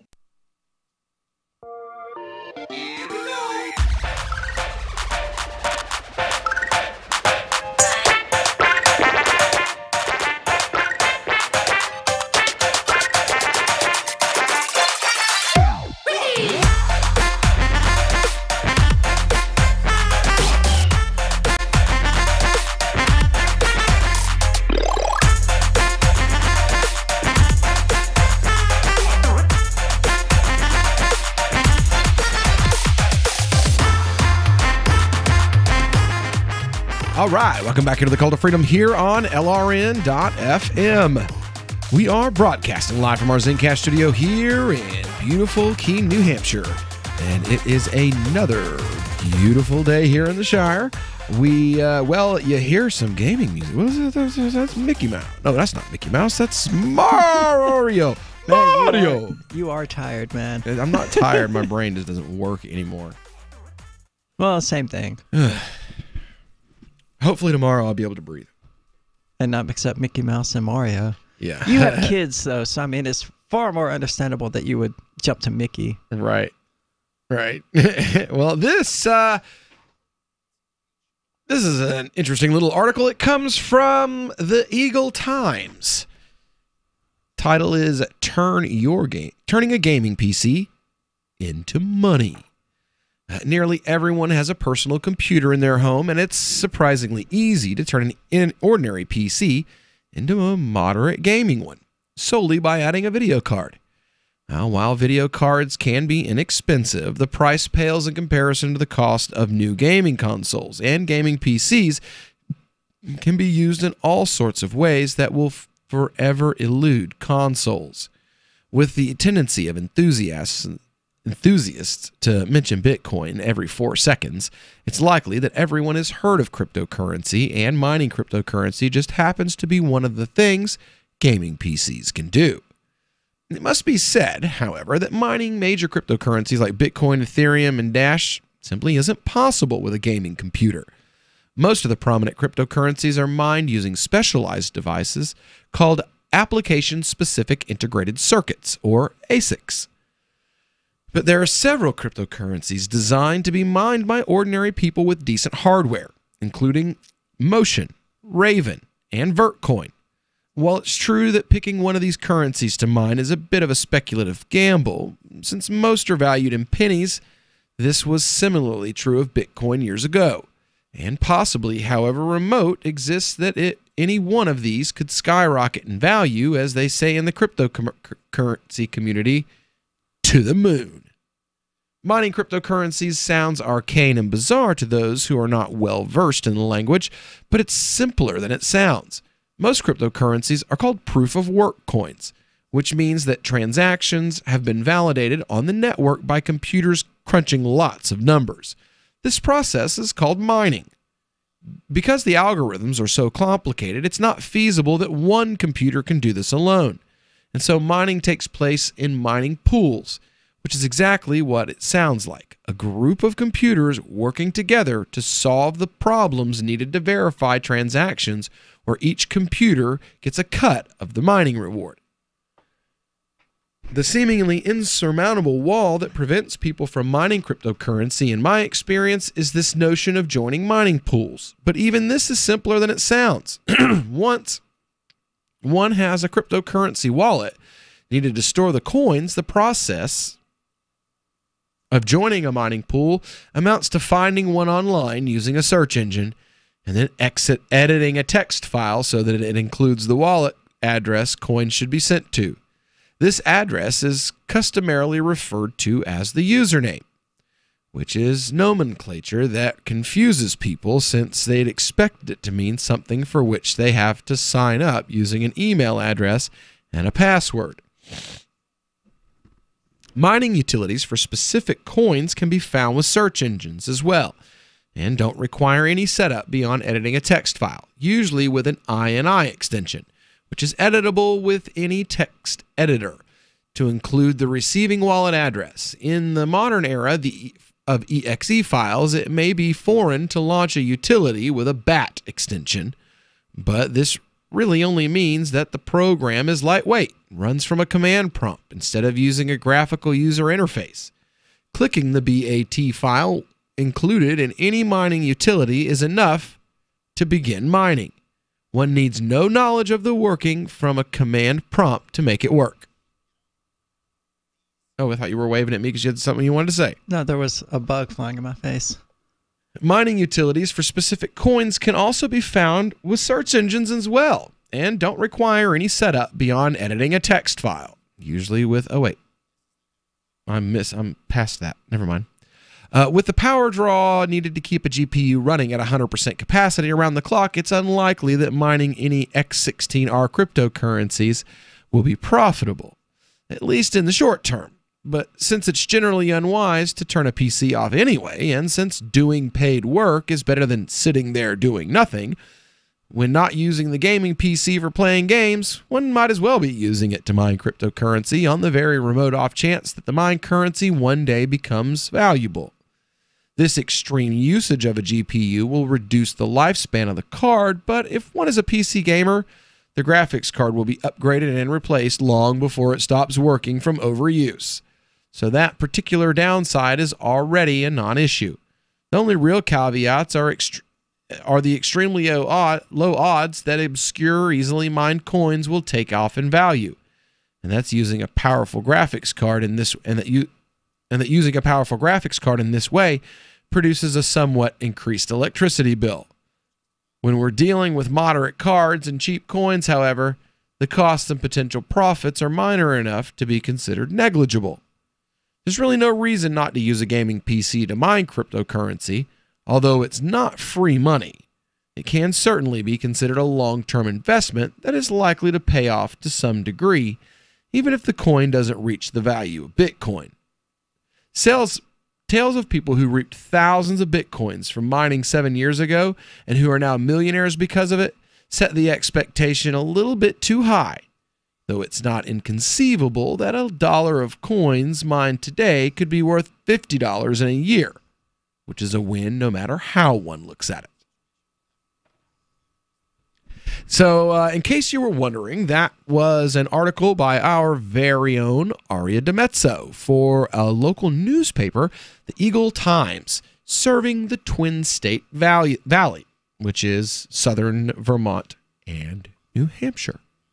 I think the article is probably a bit too basic for our show audience, though, now that I've read it or heard it. But hey, it is, but all of our audience isn't crypto savvy. That's the whole point of the show, you know. Like, true. I don't know how to do that stuff. Remember, you have a dummy that hosts the show, and then we have Aria who knows how to do everything. That's the beauty of the dichotomy. Fair enough. I'm the dummy. I get to be, you know, like smart the first hour. And then the second hour, I get to be like, yeah, you guys are lucky I can tie my shoes. I did run into an issue writing it where it was way too long. It came out like 5,000 words long, and it needed to be about 700 or 800. So I had to rewrite it and rewrite it and rewrite it. Each time I did, it got more and more generic and more basic until that's not going to help anyone buying cryptocurrency. Not really. I mean, it may clarify a few terms for people who are extremely new to it, but no one's going to be able to go read that and go, oh, okay, now I get it. Yeah, but it will inspire people to go and make those Google I hope so. searches that you suggested. That would be good because, you know, if it strengthens the cryptocurrency network to have people mining them. Exactly. And staking them. Which I didn't even get into. Well, there wasn't time. Because you talked about proof of work. There's always proof of stake later. That's true. All right. Well, when we get back here on the Call to Freedom in just a moment, we're going to be talking about how crypto can be a defense against discrimination. We'll talk about how when we get back.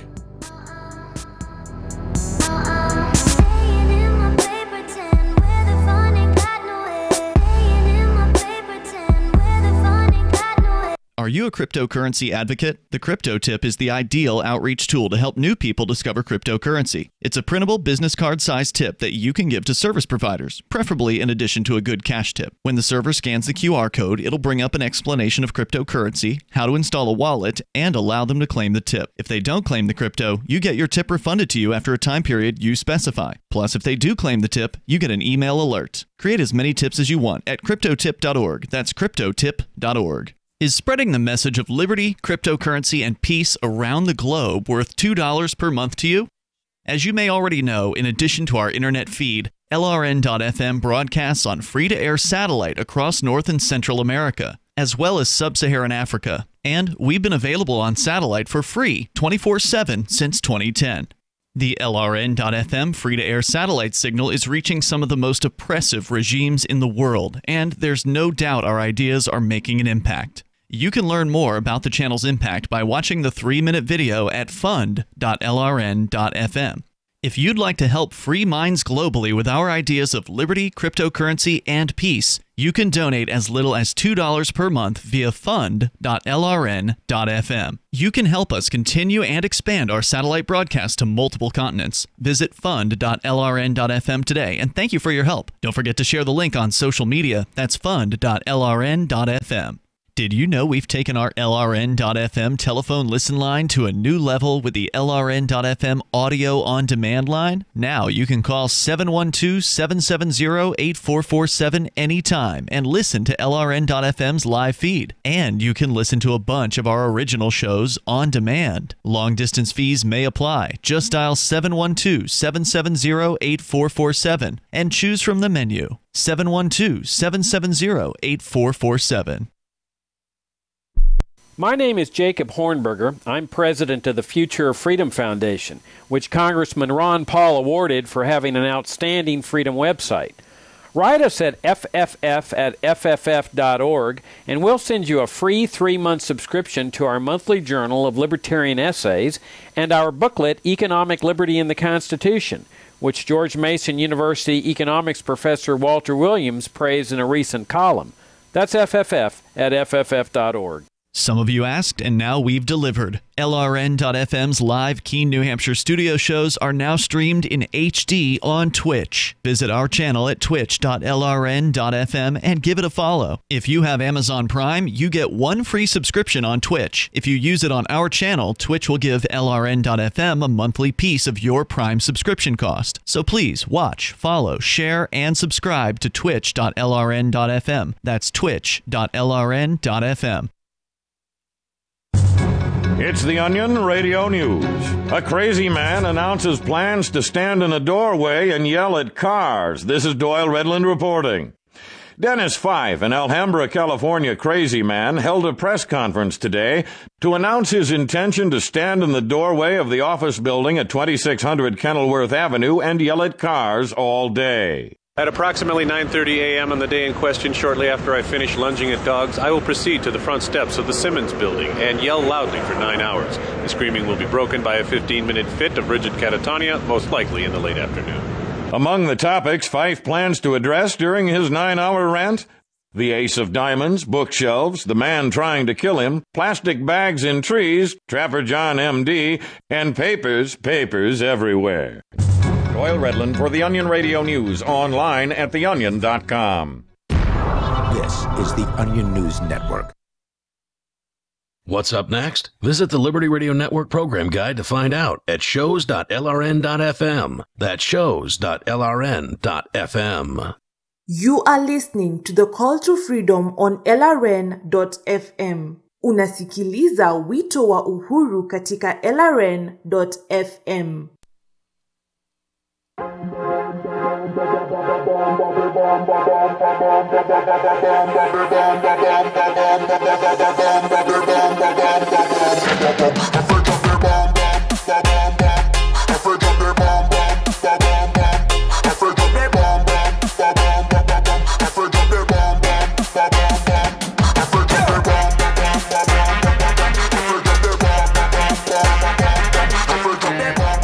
All right, welcome back here to the Call to Freedom here on LRN.FM. It's the final segment of our crypto hour here, and we've got a interesting perspective here. It says that crypto, it's a defense against discrimination. I love the look on Ardia's face. It's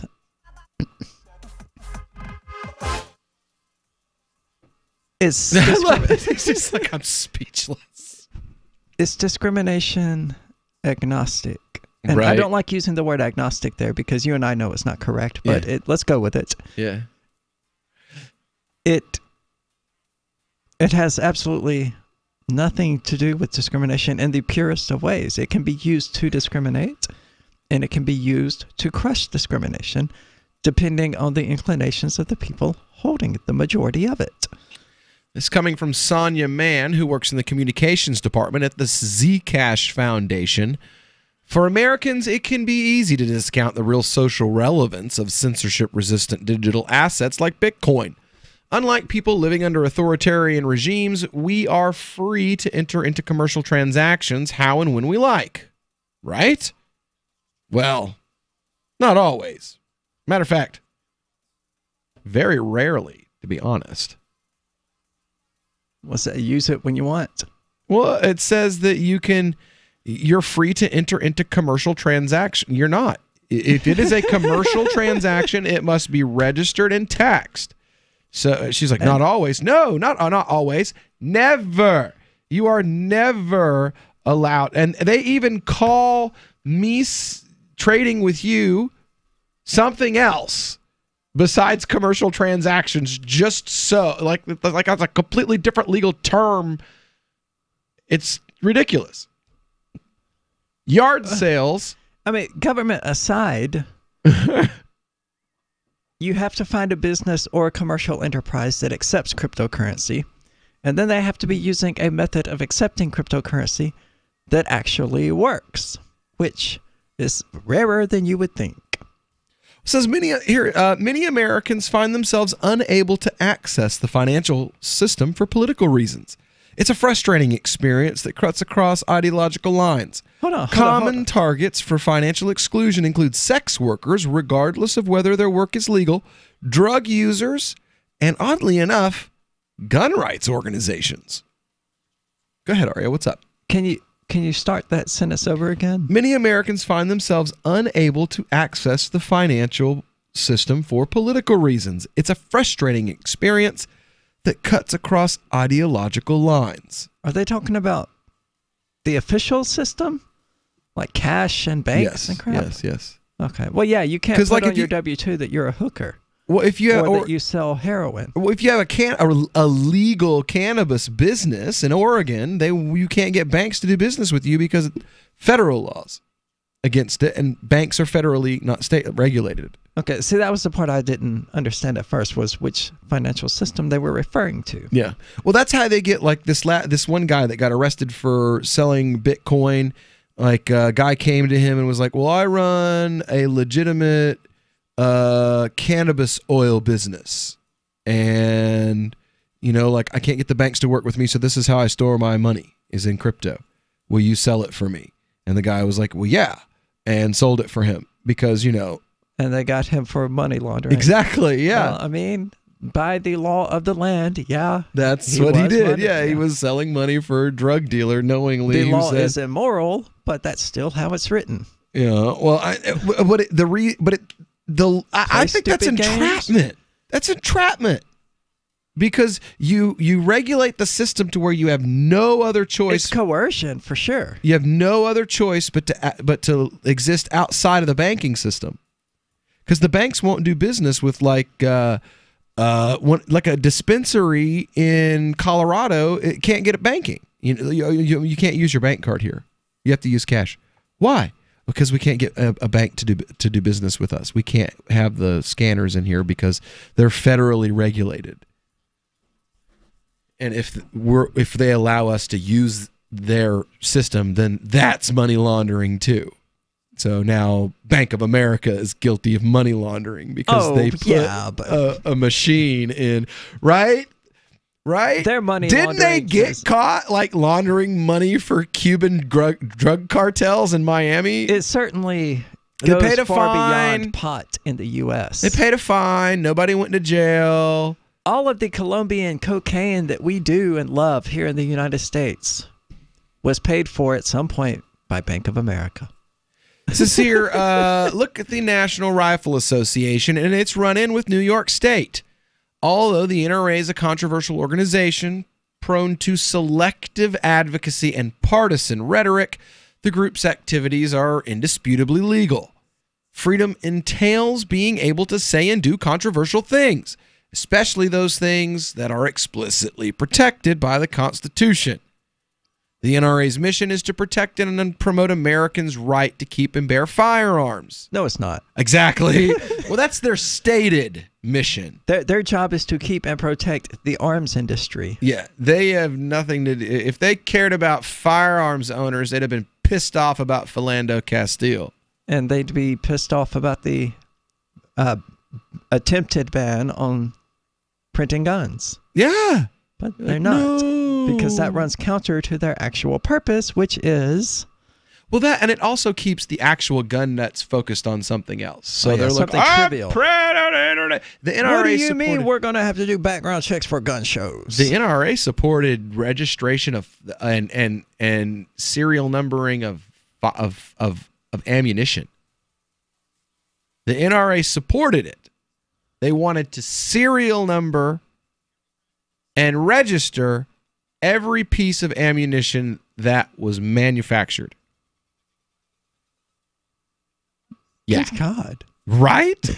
And the NRA was like, that's a great idea. That's like a ADHD coke addicts going wild, 1984 man. on steroids. It reminds me of the ancient myths about fairies who had to count grains of sand and salt and crap. In May, the nonprofit decided to sue Andrew Cuomo, the governor of New York, and the state's Department of Financial Services. The NRA presented as evidence in an April letter from Maria Vula, the DFS's superintendent, warning banks under her purview about the reputational risk of doing business with gun rights groups. So this is an elected official threatening banks for doing business with the undesirables, who are completely not doing anything illegal. No. So you now have government officials threatening banks, but we can't audit the Fed. Well, how else are we going to murder the minorities without getting shot at ourselves? Democrats don't want to audit the Fed, but they want it to be okay for Democrat politicians to literally threaten banks for doing business with rights groups and organizations that they don't align with politically. Well, we have to disarm the minorities. Otherwise, the cops might get shot at when they're shooting black men in the back. And we can't have that. Oh, but it's not minorities that owns guns. It's white men. So we should get rid of them. That's right. Because it's white privilege. men are dangerous. Yeah, it's a privilege. Yep. The state also pressured the companies behind the scenes as well. And if these allegations are accurate, it's an echo of the Obama administration's Operation Choke Point, in which the government put pressure on banks to stop enabling legal but disapproved of businesses. In 2014, U.S. House of Representatives Committee on Oversight and Government Reform found that the initiative was intended to deny certain merchants across access to the banking and payments network that every business needs to survive. Bank regulators labeled a wide range of lawful merchants as high risk, including coin dealers, firearms and ammunition services, and short-term lending. Thereby, Operation Choke Point effectively transformed this guidance into an implicit threat of federal investigation. If you do business with people we don't like, we will send government goons to shut down your business and throw you and your employees in prison. I mean, it sounds about right. Welcome to America, circa 1984. Oops, I mean 2018. We'll be back with the last hour with Brian Ellison. Just a moment. Since time began, tyrants have taken aim at personal liberties.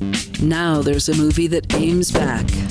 The government has no more right to tell us what to put in our bodies than they have to take our guns or tell us what books we can read. 6 drug police were eaten by bears while raiding a marijuana farm. On your knees, you dirty hippie! Jesus. On your knees! What's the problem, officer? Today, many cops who enforce pot laws do so only because it provides them with cushy jobs, good benefits, and a chance to push people around. I was an undercover narcotics officer. The drug war is nothing but a farce.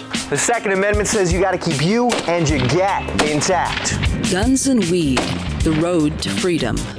A film by Michael W. Dean and Nima Vadati. DVD available now at gunsandweed.com or on Amazon. That's gunsandweed.com. Makes the perfect gift. Remember, that's gunsandweed.com. Did you know you can listen to LRN.FM via our free-to-air satellite channels? We have channels over nearly all of North America and much of Africa. All you need is an affordable receiver and a dish as small as 30 inches. There are no monthly fees. Learn more at sat.lrn.fm. Plus, if you are a broadcaster or want to be one, this is a good delivery method for our content. See our coverage maps and get details at sat.lrn.fm. That's sat.lrn.fm. sat.lrn.fm. Radio is the most personal of mediums. I exist right now in your head. If you listen to Free Talk Live regularly, you know me. Free Talk Live is on more than 160 radio stations around the U.S. and has been downloaded on every continent around the world. Hundreds of thousands of listeners with ad packages from $600 a month to $6,000 a month. Imagine what we can do for your business, project, website, or idea. Email me, mark@freetalklive.com. More of the Call to Freedom is coming up next, live after the news on the Liberty Radio Network at LRN.FM.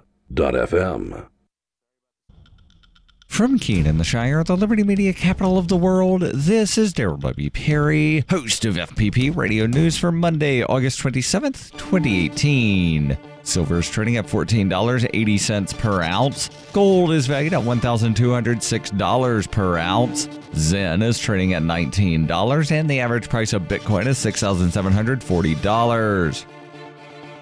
Antiwar.com reports the Chinese Foreign Ministry has issued a statement criticizing President Trump's decision to cancel Mike Pompeo's trip to North Korea and his statement blaming China for the move. They called it an irresponsible claim contrary to basic facts. On Friday, President Trump canceled Pompeo's planned visit to North Korea, citing lack of progress on North Korea. He further claimed that he believed China was deliberately refusing to help because of the ongoing trade dispute with the U.S. The statement from the Foreign Ministry said that the U.S. should show more sincerity and flexibility instead of being capricious and put the blame on others. White House officials have offered no comment on the statement. President Trump did, however, say that Pompeo would be able to visit North Korea after the China trade dispute is resolved, predicting this would happen in the near future. The major U.S.-China trade dispute has been ongoing for months, and there has been no public sign that a deal is close.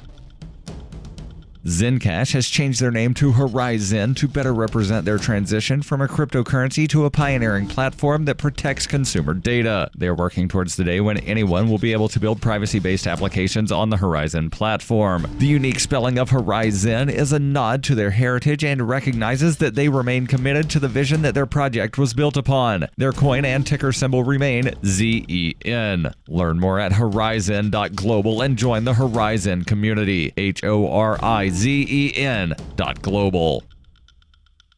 UPI reports, according to an announcement from the U.S. Department of Agriculture's Food Safety and Inspection Service, Cargill has recalled more than 25,000 pounds of ground beef due to a potential E. coli contamination. The product subject to the recall is the company's 10-pound chubs of XL937 fine ground beef with a use or freeze-by date of September 5th and a pack date of 8/16/2018. The items were shipped from Fort Morgan, Colorado to warehouses in Colorado and California. The USDA says there has been no confirmed reports of illness because of the product, but the agency said it is concerned that some people may have put the product in the freezer. Anyone who has purchased but not yet used Cargill's 10-pound chubs are urged not to eat them. The USDA said these products should be thrown away or returned to the place of purchase. E. coli infections can cause severe abdominal cramps, bloody diarrhea, and vomiting. In children and older adults, it can cause life-threatening kidney failure. Are you an advocate for free market money? Do you promote Bitcoin as an alternative in a fiat-centric world? Then you need Spendabit in your arsenal, the search engine for things you can buy with Bitcoin. Spendabit aggregates millions of products from thousands of Bitcoin-enabled merchants. Keep your money in the free economy. Visit spendabit.co today. Bitcoin merchants, ask about our merchant suite to reach even more customers. Spendabit.co. Reuters reports a video gamer killed 2 people and wounded several others on Sunday when he opened fire with a handgun at a tournament that was being streamed online from a restaurant in Jacksonville, Florida. Jacksonville Sheriff Mike Williams named the shooter as David Katz of Baltimore and said he was in town for the competition. Williams declined to comment on what led to the shooting. Williams said Katz killed himself after the shooting and that his body was found along with those of his victims. The sheriff's office said 11 people were wounded by gunfire and at least 2 others were injured while fleeing the scene. Dozens of ambulances and police cars flooded into the Jacksonville Landing, a waterfront dining, entertainment, and shopping site in the city's downtown, after several shots rang out on a sunny Sunday afternoon. The shooting took place during a regional qualifier for the Madden 19 online gaming tournament at the GLHF Game Bar inside the Chicago Pizza Restaurant, according to the venue's website. The bar was live streaming the football video game competition when the gunfire started, according to video of the stream shared on social media. In the video, players can be seen reacting to the shots and cries can be heard from before the footage cuts off. Local media said the shooter had been in the competition himself and lost and apparently targeted other players before killing himself. The sheriff's office said many people were transported to the hospital and its deputies found many others hiding in locked areas at the landing. 6 victims were taken to Jacksonville's UF Health Hospital, 5 of them in stable condition and 1 in serious condition. A spokesman for Jacksonville's Memorial Hospital said they were treating 3 victims, all of whom were in stable condition. This has been FPP Radio News. Online at fppradio.com. It's the Onion Radio News. The nation's last remaining themeless restaurant has closed. This is Doyle Redland reporting. A once vibrant era came to an end today when Pat's Place, the nation's last themeless restaurant, closed its doors in Cedar Rapids, Iowa. During the heyday of themeless restaurants, Pat's Place achieved a certain amount of notoriety for its unique non-themed food items and unadorned atmosphere.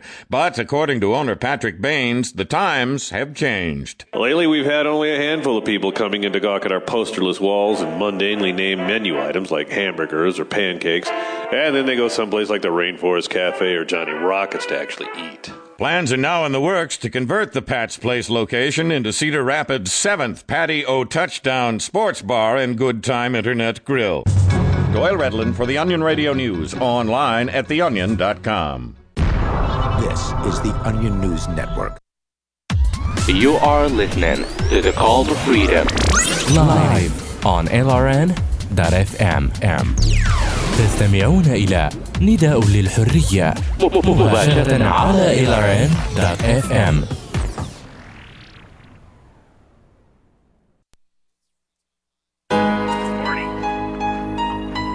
Rick? Hey, Morty. Rick? Are you far away or are you inside something? Is the camera? Is everything a camera?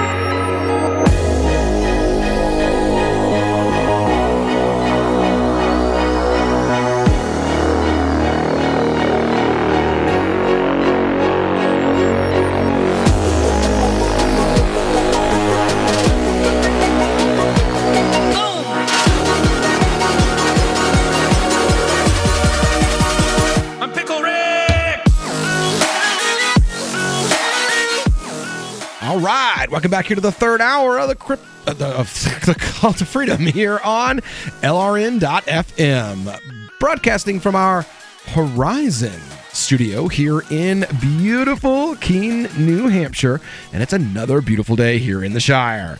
So we are joined in studio now by Miss Melanie Johnson. Hey, what's up? How you doing tonight? Pretty good, yo. All right, and we've also got Aria DeMezzo sitting across from me, as always, over there gaming away, I'm sure. No, responding about this Twitter stuff. Oh, okay, awesome. And live via remote from the mountains of East Tennessee, we've got Tom Gray. Yeah. Awesome. At least half of me. Yeah. Hey, so you guys get the half of me that can keep my mouth going, and then we'll get the half of you, right? Well, I'm running on fumes, man. So's Tom, and I barely have a brain in my head. It's going to be like 2 weeks before and that's if there's no permanent damage. Oh, that's fine. We have someone on the show who's super audacious. Yeah, I know. So. I love Brian. He's awesome. So we also have joining us Mr. Brian Ellison. He is joining us from Michigan. He is running for Michigan's District 8 seat and has had some interesting run-ins with government authority figures, to say the least. Arya, I think this explains why it's so warm up there today, because Brian came and chased away all the snowflakes. How you doing today, Brian? I'm doing great. Sununu is still our governor, Tom. So, Brian, let's see here. Let's start at the beginning. There was a shooting that started this whole thing, right?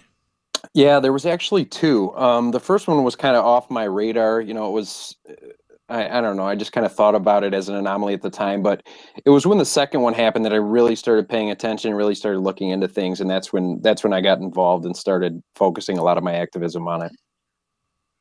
Very cool. When you say focusing your activism on it, could you elaborate?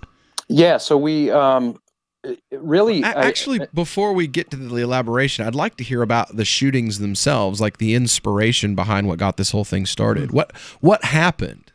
Okay, so the first incident happened on April 10th, and it was a 28-year-old guy. His name was Nino Gordon. He had been... The police had attempted to stop him in a traffic stop. He fled the traffic stop. And it was about a half hour later, found him in the White Castle drive-thru. They came up, one officer pulled up in front of him, blocked his car in, got out of his car with his pistol drawn. Nino attempted to get away, put his car in reverse, backed up, went forward. Also known as the normal reaction when someone gets out of the car with a freaking gun pointed at you. Exactly. And so as he was about to pull away, the officer shot him 4 times. Like, it was right through the window, almost point blank range. I mean, to me, it looked like an execution. So that was the first one. None of that information was available. I'm running away. Right. I felt threatened for my life by the person who was running away. Yes, exactly.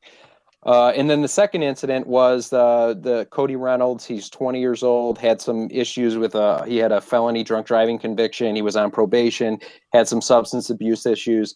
And he had apparently assaulted his parents. It seems like what turns out to be somewhat superficial. They called his parents called the police for help. The officer arrived on scene, and Cody was not complying with what the officer told him to do. And Cody rushed at the officer, and the officer shot 5 times and killed him. Was he armed? No, neither one of them were armed. Oh, so you mean cold-blooded murder? Basically. More or less. I've tried not to use the term murder because I don't feel like I have all the facts to justify supporting that, but I mean, I'm inclined to believe that's the case. Certainly with the first one, now that I've seen a lot more of the evidence. Just watching a video and you see somebody lean in with a pistol and shoot 4 times. Well, one of the foundations of Western law is the whole concept of equity. You know, like, you stole a piece of bubble gum, so we don't get to give you the chair. Yeah. You know, and if you're there, first of all, you mentioned that, you have a family that has a social problem within the family, and now the police were called to basically be psychiatrists and counselors. That's your first problem. Parents. The parents were the ones who flipped the switch on that particular execution. Well, I've seen it in my own family. My mom had this thing where, like, she's like, "Well, I think you need to get help." I witnessed a murder when I was like 7 years old. And she's like, "I think you need to get help," and blah, blah, blah. And the state literally convinced her that if you just get him arrested enough times, the judge will put him in a place that'll get him the help he needs. And you know what else will get you the help you need? Assuming you need it, and I'm not accusing you of that, but they have these things called therapists. And you can go to their office. We couldn't afford that. We were below the poverty line. Well, they have these other things called parents. Yeah, right. Yeah. Who don't. They also have these things called sliding scales. Yeah. There's just so many things to choose from besides a mercenary. Yeah. Mercenaries are not typically trained in mental health. No, not usually. And that kind of gets to the heart of why I wanted to bring this out into the forefront so much, because you have a community that thinks they can call the police for help. And that's what Cody's parents thought that they were doing. They thought, hey, we're calling for help. And instead, when they called for help, what they ended up with was a dead son. And so I think that's, it's important to recognize that, hey, when you're calling the police, you're not calling for help. You're really calling for trouble. So even under what I'm going to call statist mythology, that's not the purpose of the police. So even if they would, quote, help you, their purpose is to stop an altercation or to chase the bad guys. Under the statist mythology, the police are there to help. Right, but there's the help with security services. They're not. My mom would call them to be a therapist because I wouldn't do the dishes. Well, that's psychotic. Seriously, I didn't want to do the dishes, and I told my mom no, and she's like, "Well, then I'll just call the police." Even under a That's status using paragraph, the police as substitute for a father figure. Yeah, that's an abuse of the police, and calling the police so much when you should be calling a therapist is also an abuse of the police, even under that paradigm. So I'm not really letting these parents off the hook who call the cops. Well, you didn't take out the trash. I'm calling the cops. Like, no, you call. So your kid didn't take out the trash, or you thought he needed a therapist, or whatever the case may be. And so what your response to that was, I'm going to take out a hit, because that's what calling the cops is. Well, see, you're applying your understanding of the police to their paradigm. Their understanding of the police is that the police are there to help. They're there to serve and protect. And that's their delusion. But they're there to serve and protect, even under that mythology, with violent crimes and property crimes and even drug crimes. That's your understanding of it. It is not there. But they don't pretend. But they don't advertise themselves as they think of the this police is a mental as health upstanding, service. But moral they do. people. The lady at the court told my mother that that's what they were there for. Call them if you're having a problem. Our counselor, the state gave us state mandated counseling. Our counselor said, if he doesn't do what you want him to do, call the police. They told her to do it. Okay, that's state employed people said this is what they're here for. Okay, that's the first time I believe you, but that's the first time I've heard that. Yeah, and really, that's the belief around here, certainly, and that's what I've seen is that the cops are good and they do good and they help and that's why we like to. That's why I wanted to hold my protest to disrupt their community outreach events, because I want to change that paradigm. I want to change that way of thinking so that the next person that has a problem with their son who's going through some issues is not ringing up 911 and going to end up with a cast. All right, well, we'll be back with more with Brian Ellison right after this. This Your Family Today tip is brought to you by Nestle Toll House Refrigerated Cookie Dough. Who would you bake some love for? Find fun and easy baking ideas at tollhouse.com. Kids love doing arts and crafts projects, especially when you join in. Try channeling all that artistic energy into the kitchen and bake up some creative treats together. Think of your art supplies as the frosting, sprinkles, and decorating gels, and use cookies or cupcakes as your canvas. For more tips like these, visit us at parenthood.com/yourfamilytoday. A congressman recently revealed that legislation totaling 2,900 pages and involving more than $1 trillion was available to members of Congress for less than 48 hours to study and consider. That's over 60 pages of legislation per hour. Do you think anyone read the entire bill? I'm Jim Babka with DownsizeDC.org. Consider a proposal buried in a 3,200-page, $388 billion bill, which would have empowered committee chairmen or their agents to examine Americans' tax returns. When this horrible provision came to light, no one claimed to know how it got into the bill. One congressman questioned said, "I didn't write it, I didn't approve it, I wasn't even consulted." If your attorney represented you this way, he might be disbarred. But this is how Congress represents you every day. That's why DownsizeDC.org has created the Read the Bills Act. You can force Congress to read their bills before they pass them at DownsizeDC.org. Here's a chance to do a little activism while you're cruising Facebook, Twitter, or Google+. Between the LOL cats, the recipes, the hot girls, and the inspirational sunrise memes, Free Talk Live's posts pass by your newsfeed. Like them, comment. It gives us more exposure. If you don't see our posts, click like at facebook.freetalklive.com and then hover over it to click Get Notifications. It's an easy way to spread the ideas of liberty a bit further. I know you're busy, but you can spare that 1/10 of a calorie it takes to click on something. facebook.freetalklive.com. What do you shop for that you could otherwise buy at Amazon? Pretty much everything, right? Amazon has competitive pricing and they deliver, and that's a big plus. If you could plan ahead in your shopping, would you be interested in saving up to 33%? There's a catch. You have to do your shopping in Bitcoin. But imagine those savings. It's like a huge raise. All you have to do is go to saveitpurse.com. We've saved thousands, and you can too. Plan ahead and save. Saveitpurse.com.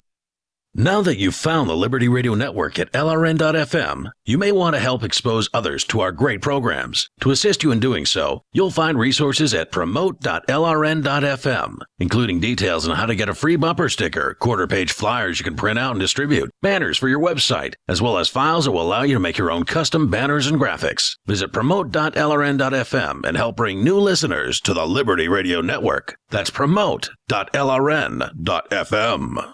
Why did you move to the Shire? I moved here to the Shire because there's other people around who take liberty just as seriously as I do. I moved to the Shire because I saw videos of people challenging authority and thought that I could get support myself.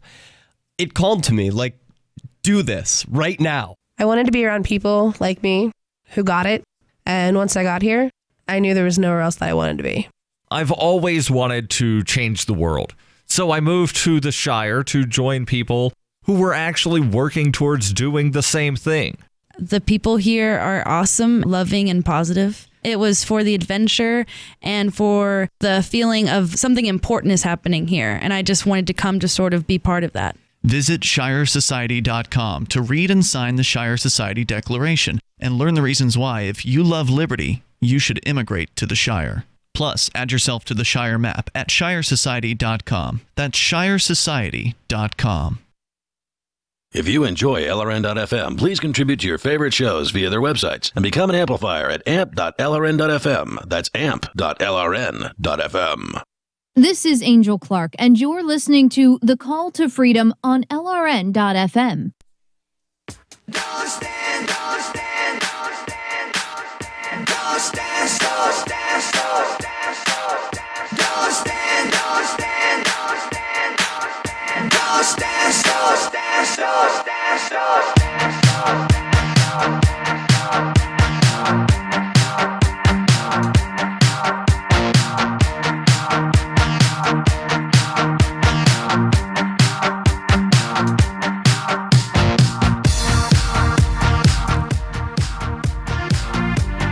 All right, welcome back into the Call to Freedom here on LRN.FM. It is your third hour on your Monday afternoon drive home.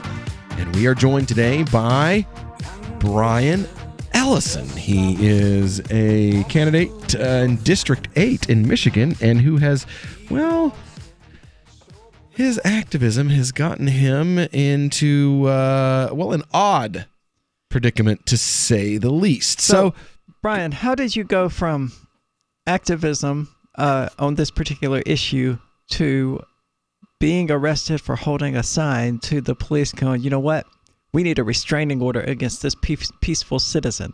Could you tell us about the development of events there?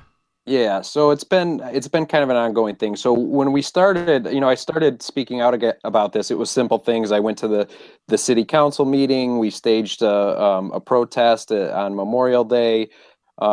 Started doing FOIA requests and trying to just get some information and try and get information out there. And then it was, the last arrest back in June when we had a protest against at a police run.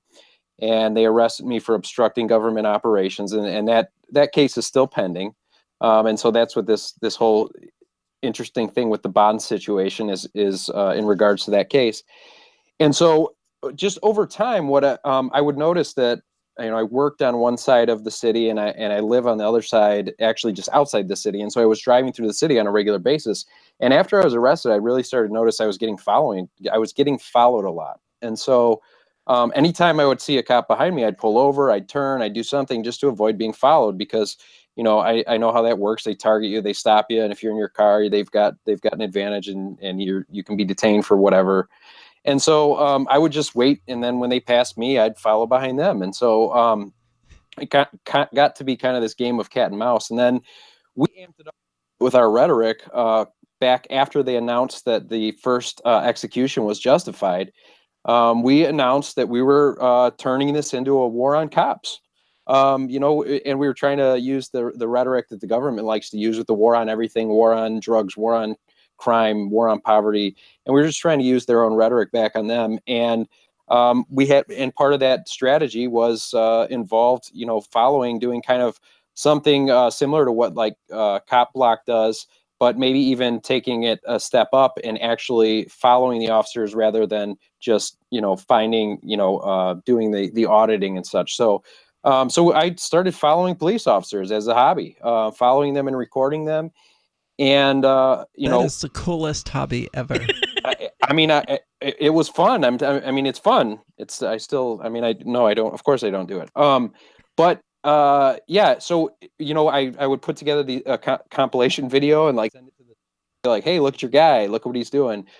Made a couple complaints against officers and stuff. And so when I was arrested on Thursday for holding a sign, which was, it's its own interesting situation where I was walking around this event for over 2 hours peacefully. And as soon as I grabbed a sign and walked into the event, all of a sudden I was subject to arrest. So after I was arrested, they came out with this emergency motion that's going to be heard on Wednesday that says the cities, and it read like a laundry list, item A through U. It was like a professional resume of a bunch of incidents where I had followed the police, or they included when I had made a parody Facebook page of the Royal Oak Police, and a handful of other incidents that they had. And so they had, this whole indictment of all the things that I've done that scared the police department. And so they requested, we would like to the court to say that I can't be anywhere than 50 feet of a uniformed police officer or anybody acting on my behalf. You were holding them accountable. They can't have that. Right. So does that mean you can't get arrested though? Well, I guess I have to find out the details, right? Because the way I read it was, if they're coming up behind me, and I've got to make a decision. I either get arrested for fleeing or I get arrested for stopping. So I don't know. I think I just have to look at the gas gauge at that point and decide, which one sounds like more fun. So, because restraining orders usually do work both ways. Like, if you're like, I would get a restraining, well, you can, but no, you can't approach him either. That's how that usually works. Right, obviously, there's no way that it could work that way. They'd obviously have the right to approach me at any point that they wanted to, but it would still be I feel like it would still be my obligation to try and get away. Like, I got to try and keep the distance. The thing, Brian, that is absolutely killing me about your situation is that they style it as an emergency order. Of course they do. Usually when an attorney issues an emergency order for anything, somebody's going to die, or somebody's in serious trouble, or there's imminent threat of serious harm. Literally the only threat that you have demonstrably posed to any police officer is butt hurt. and butt hurt is not an emergency, despite what some people would have you believe. I'm sorry, but in 2018, according to anyone on the left, butt hurt is a life-threatening injury. It's not just the left, though. That's the thing. Because these are police. They're the bastions of the right. Yes, that's right. The right does that too. They have magic sky cloth. You can't insult the magic sky cloth. Or cross the thin blue line. Anything wearing a uniform is like. Oh, did you see that crazy bitch posting? Oh, sorry. I just told the guests. I didn't. I'm doing well so far. I told the guests, don't be dropping F-bombs, and the next thing Arya says is... I only got the... So I'm so frustrated, I'm just going to be like a flag of flu.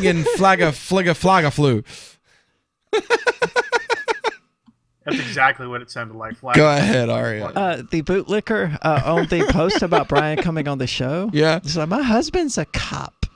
They're good people. They say that like it's an argument. Did you know I was sleeping with a cop? No, but I also don't care. Well, what does that have to do? Did you know I was blowing a Nazi? That means they're awesome people.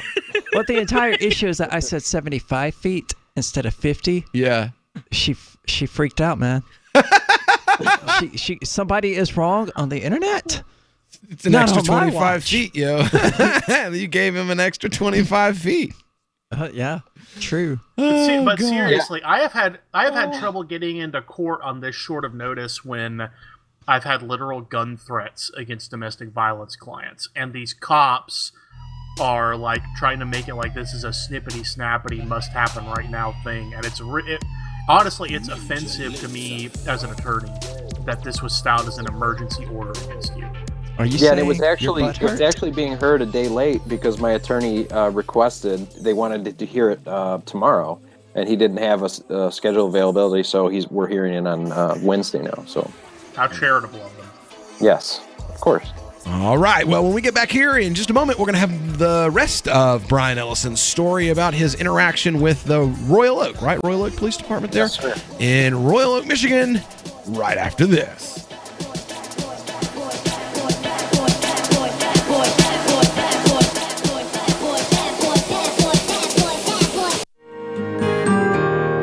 So the protection of life, liberty, and property is what the Free State Project is all about. But it's an effort to move 20,000 people who understand. It's about demonstrating to the entire country that, yeah, we can have a free market, a truly free market. Making it just a freer, great place to live.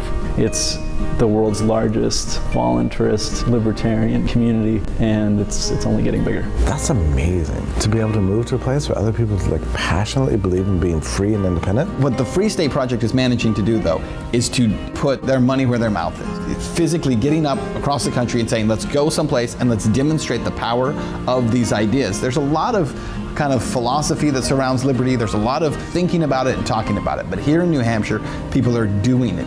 101 Reasons Liberty Lives in New Hampshire, a documentary by Free State Project Early Movers. Watch it free at 101reasonsfilm.com. 101reasonsfilm.com. Looking for a great real estate investment? Consider New Hampshire, which is ground zero for the Liberty Movement. Your first call should be to Mark Worden from Porcupine Real Estate. He's more than just a real estate agent. He's your New Hampshire concierge. Where are the best places to live? Do you want farm, city, the burbs, or forest? Do you want a duplex or multifamily building so that renters pay your mortgage? There are homes in all price ranges in New Hampshire, and Mark can help with financing too. Invest in liberty and property. Mark Worden can help. PorcupineRealEstate.com. Never, ever send a follow-up email asking, "Did you get my email?" Email 101. If it didn't bounce back undeliverable, it got where you sent it. And avoid transmedia pestering, like calling to ask, "Did you get my email?" or emailing to say, "I left you a voicemail." If your emails and voicemails aren't being acknowledged, your problem isn't technology, it's technique. Is your message concise and understandable? Have you boiled it down to seem as relevant as possible to the recipient? In other words, is it the opposite of spam or junk mail? All of this really matters if you're a job seeker. But even if you're not, with money and attention so scarce now, effective communication skills have never been more important. For more tips, hit survivalspeech.com. I'm Holland Cook. LRN.FM is proud to announce our official listening apps for Android and iOS devices. Now you can easily tune into our streams anywhere, anytime on your smartphone or tablet. Just visit apps.lrn.fm or search for LRN.FM in the Android or Apple app stores. Please download, rate us 5 stars, then share the link on your social media and let your friends and family know how you're listening to LRN.FM.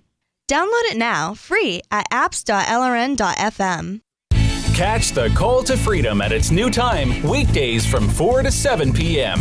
The Call to Freedom is the only live drive-home call-in show in the U.S. with a segment devoted to cryptocurrencies. Crypto Hour, brought to you by Helium.com, live from Vertcoin Studios in New Hampshire.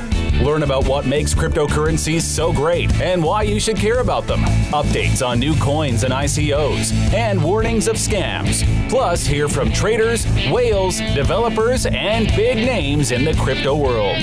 You can also win crypto coins or tokens every episode. Just listen for the faucet sound and be the 5th caller to get free Dash, Litecoin, Vertcoin, Verge, or other cryptocurrencies. The Call to Freedom with Will and Aria, featuring Crypto Hour.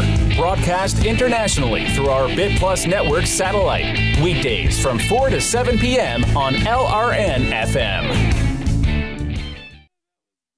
Join the LRN.FM Discord for live chat 24/7 at discord.lrn.fm. That's discord.lrn.fm.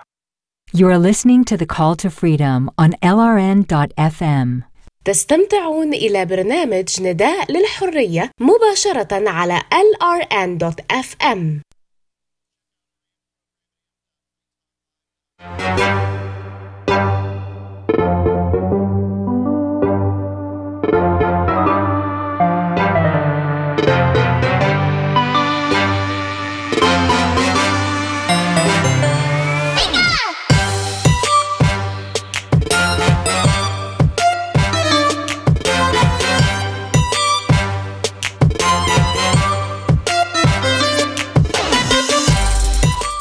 All right, welcome back into the Call to Freedom here on LRN.FM. We're broadcasting live from our Horizon studio here in beautiful Keene, New Hampshire, and we've been talking about Brian Ellison here from Royal Oak, Michigan.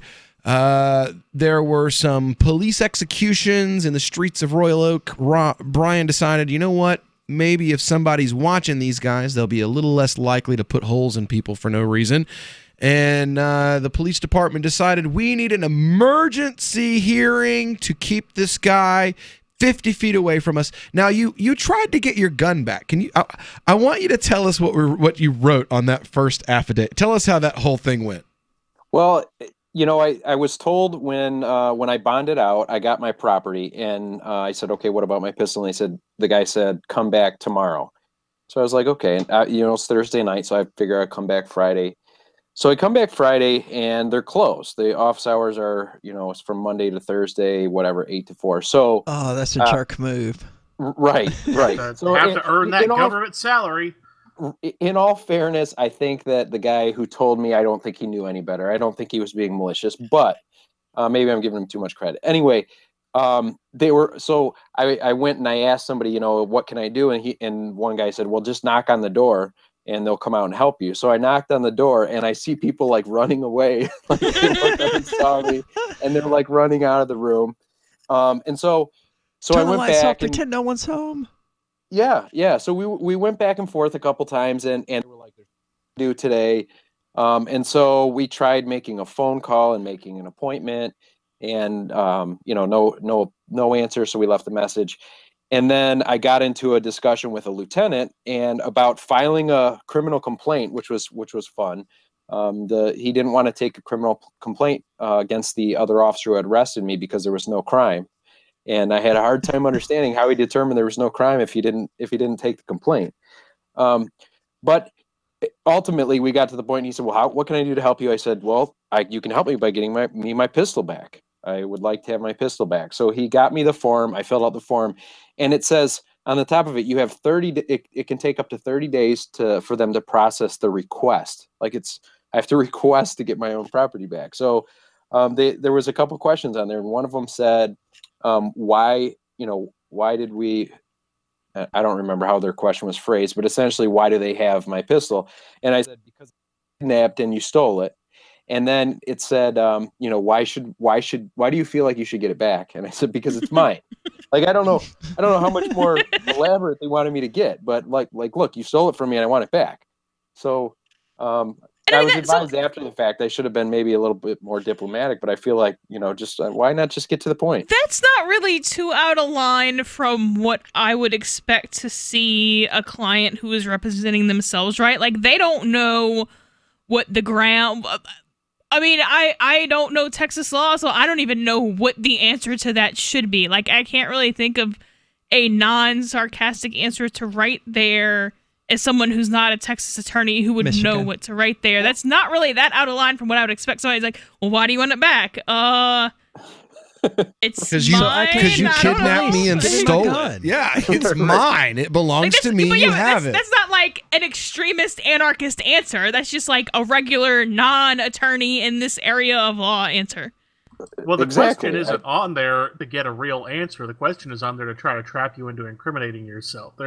They're legitimately hoping, because there are people who do this, that you'll write something like, because my ex-wife's coming into town this weekend. Or something. And there are people who do that, and it becomes evidence against you. But, Brian's answer is the correct one, though. You're entitled to it back because it's yours, and it's not even implicated in the crime in question. It was taken from you so that you wouldn't take it into the jail, not for any other reason. Right. Yeah, because it's not NOPD. I love having it's not NOPD. I love having more than one lawyer on the show. Props to you, Brian, for how much the cops fear you, and you've done, nothing aggressive to them, but you have clearly struck fear into their hearts, and that is awesome. And I mean, I don't want to belittle your accomplishment, but these cops are scared of everything. That's true. They certainly seem to be. They're not scared in this way of everything. I mean, they shoot the people who strike that kind of fear into them. Yes. He made the lawyer up. Yeah, that is a different kind of fear. What they truly fear is people like Brian Ellison. A population of Brian Ellisons. That's what they truly fear. Well, yeah, because their existence is dependent on a population who believes that they're there to protect them. That's right, and that's where we're trying to change that paradigm. If we can get people to understand that, look, these guys aren't the good guys by default. I mean, they can do good things. I definitely understand the libertarian argument, and I agree with it that they're immoral actors in general. But they're human beings, and they can do good things. Nazis, I'm sure, got kittens out of trees in your neighborhood, though. That's a great point. To me, I played basketball with a school kid, so that makes me a human being. Right. Yeah, but you still kill people for money and live off of money that you help extort from the public through threats of violence and kidnapping. So, I don't care that you saved a kitten from a tree. You're still a despicable human being. Yeah, I'm learning that every time I get arrested, it's an opportunity to reach out to another officer, though. Like when I get arrested and I'm being booked, I can have that whole libertarian conversation with them and explain to them how they're immoral actors and how they're aggressive. They're aggressive with peaceful people and everything else. And for some of them, it really seems to sink in. So, if nothing else, maybe that's a little bit, productive, at least a little bit. Yeah, there probably are people who would be good at outreach to police. I know about myself that I am not one of those people, so I don't bother. But I understand that it is highly strategically valuable.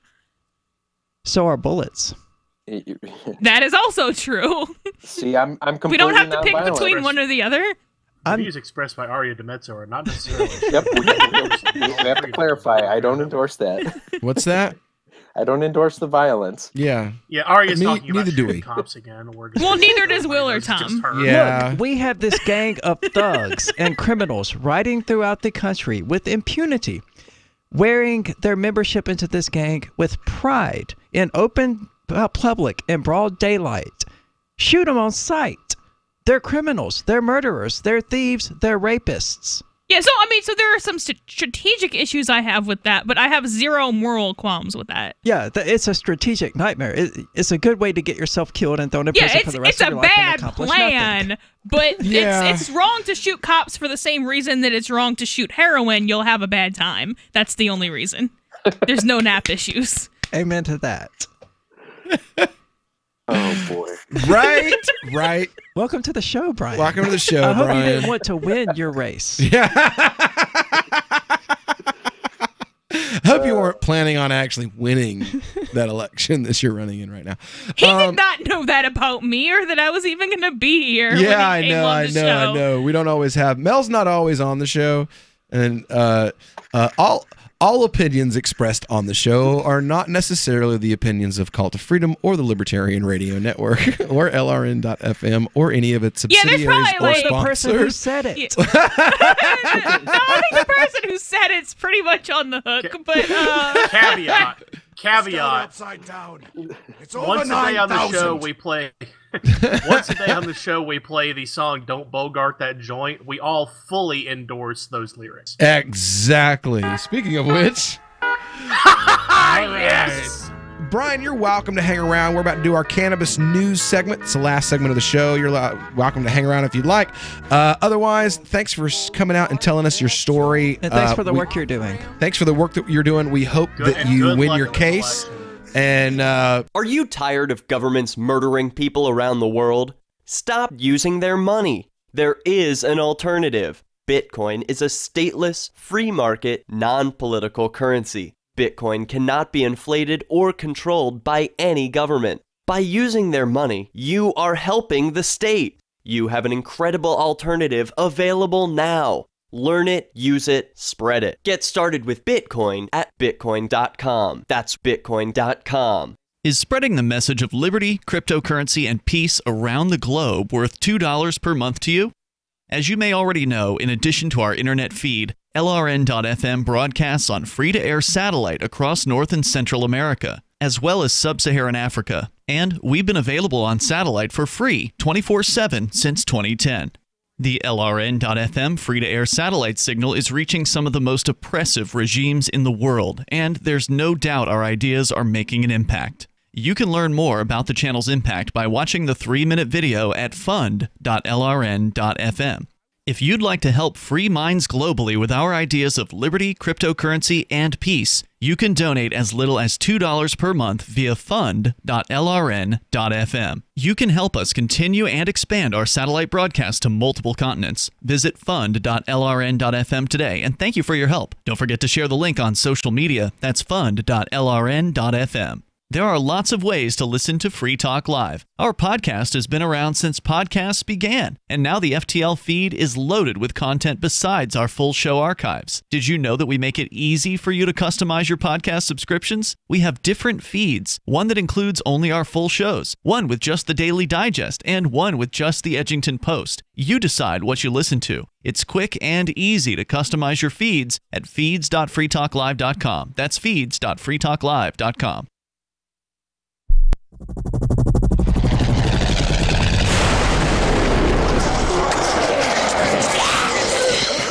In Survivor Max 2, School Bites, Max must scavenge through a wasteland swarming with the undead. Desperate to find the medicine he needs, he discovers a community of survivors at his former school. Has he finally found the safe haven he's been looking for, or will he discover that school bites? Look for Survivor Max on Facebook, read reviews on Amazon, and read Chapter 1 at survivormax.com. LRN.FM now has a Discord. Discord is a free text and voice chat platform, and we now have our own server with a bunch of channels at discord.lrn.fm. You can join other listeners as they chat about various things during our live shows, or anytime, day or night. Discord software is available cross-platform, so you can have it on whatever device you want and take your chats anywhere. Join our Discord at discord.lrn.fm. That's discord.lrn.fm. I've been told no in many different ways. I give you an order and you're going to obey it. George, you can go this way. You can do that and you have to leave here. You cannot bring signs into the rally. Walk with me. Well, I'm comfortable here, actually. Whoa. Hey. Who do you think you are? Excuse me. There is no video or audio allowed in this office. No, I have work today. You ain't going to make it. Wait a minute. Forget it. Hey! Oh my God! Unbelievable! Why are you running from me? Because you scared me. What am I being detained for? You're being served. What is this? You're being served. What is this? Bureaucrats have a funny way of telling people no. That's the sound of the men working on the chain. Derek J's Victimless Crime Spree. Watch it for free and order the Director's Cut DVD at victimlesscrimespree.com. You're listening to the best liberty-oriented audio streamed around the clock, on the air, and online. This is the Liberty Radio Network at LRN.FM. You are listening to the Call to Freedom on LRN.FM. आप सुन रहे हैं स्वतंत्रता की पुकार सिर्फ और सिर्फ LRN.FM पे.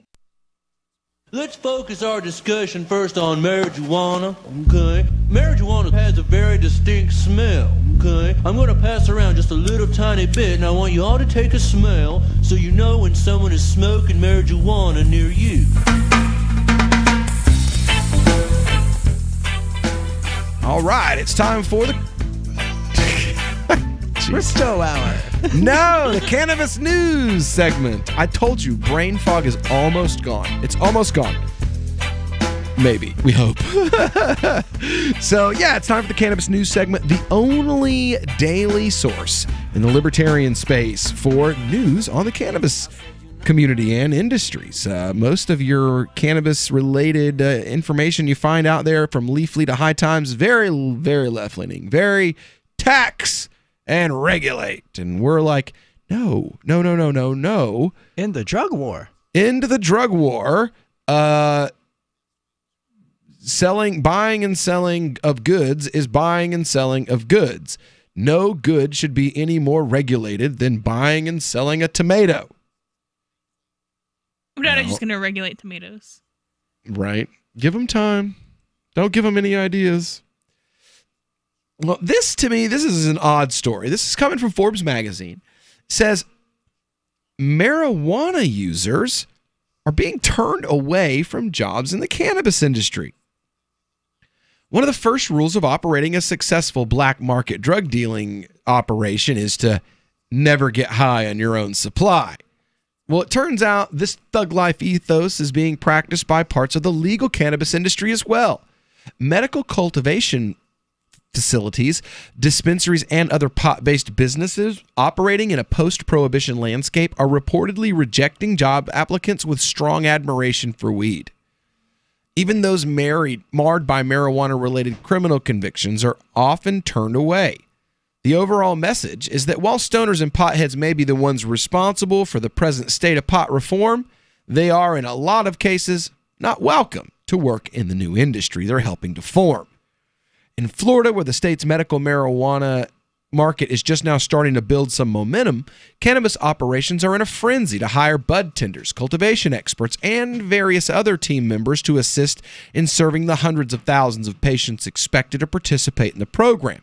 The state already has 147,000 patients in the pool, so finding quality, reliable talent to run the show is top of mind for most human resource managers. However, the process isn't going as smoothly as expected.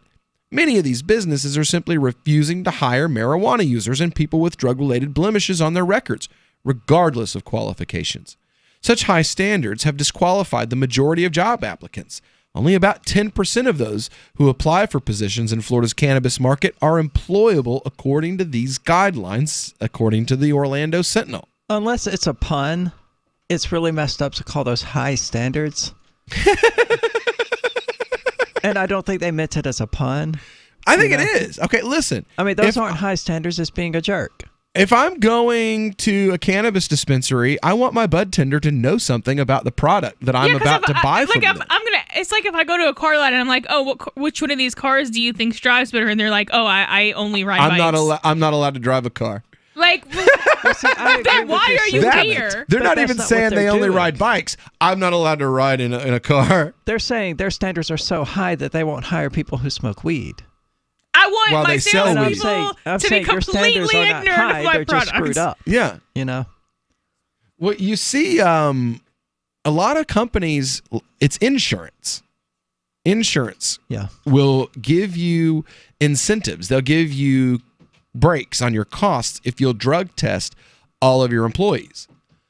So it ends up, it's government, and then in return, insurance companies get kickbacks and less regulation from government. So it's a roundabout way of controlling people's behavior. If you want a job that pays you enough money to smoke good weed, you're not allowed to have one.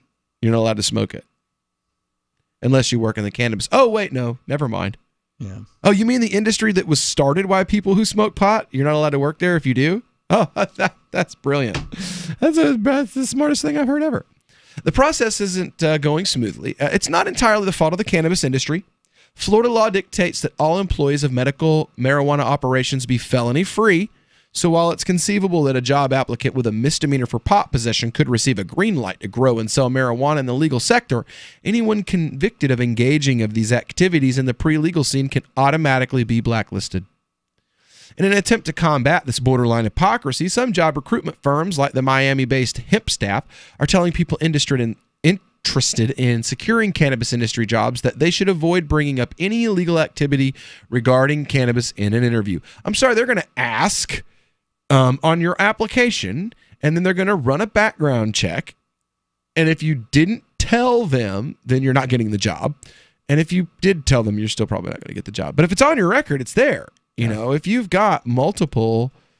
Yeah, if the state is forbidding you from hiring felons, then they're going to require you to run background checks. That doesn't make any sense. Exactly.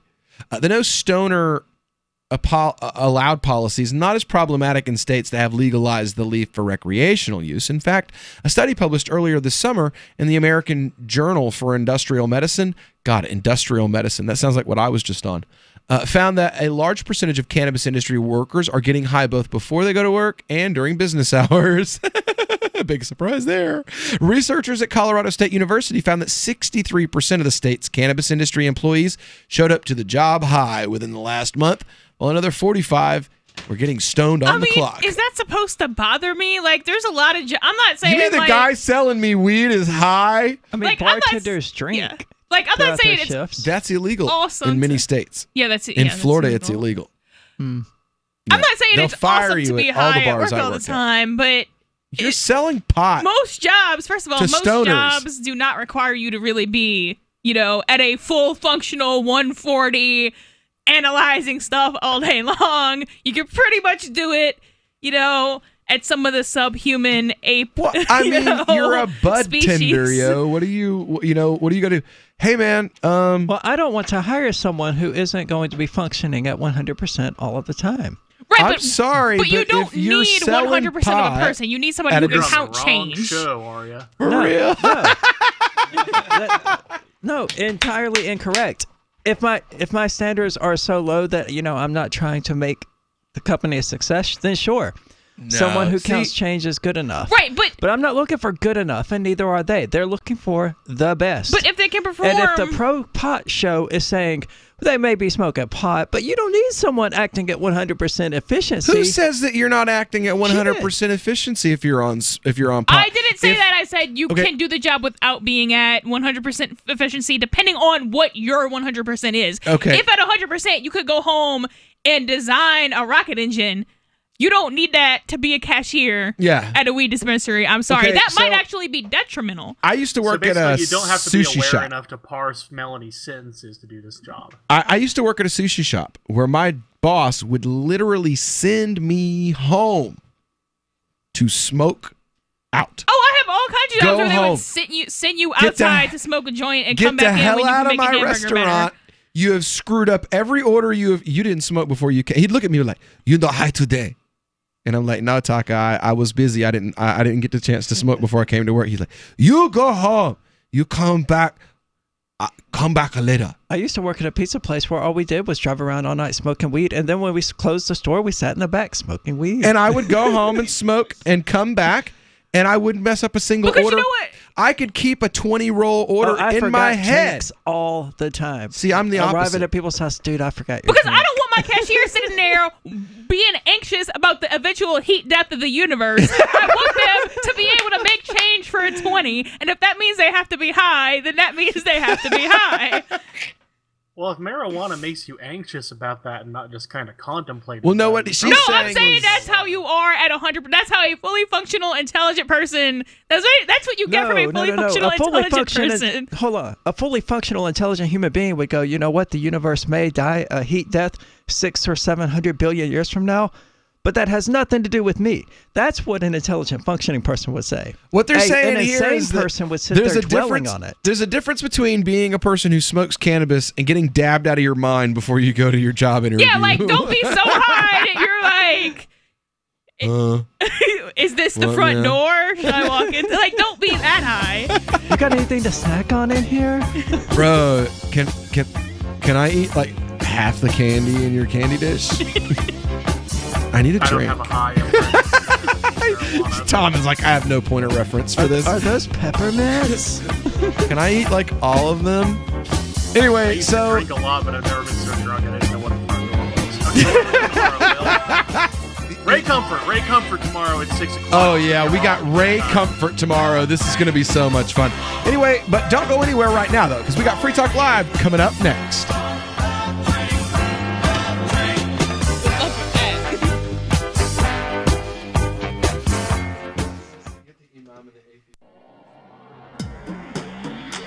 Free Press Publications is an independent, alternative media and publishing company founded in June 2009 with the mission of ensuring a free press for the freedom movement and is committed to spreading the message of peace, freedom, love, and liberty.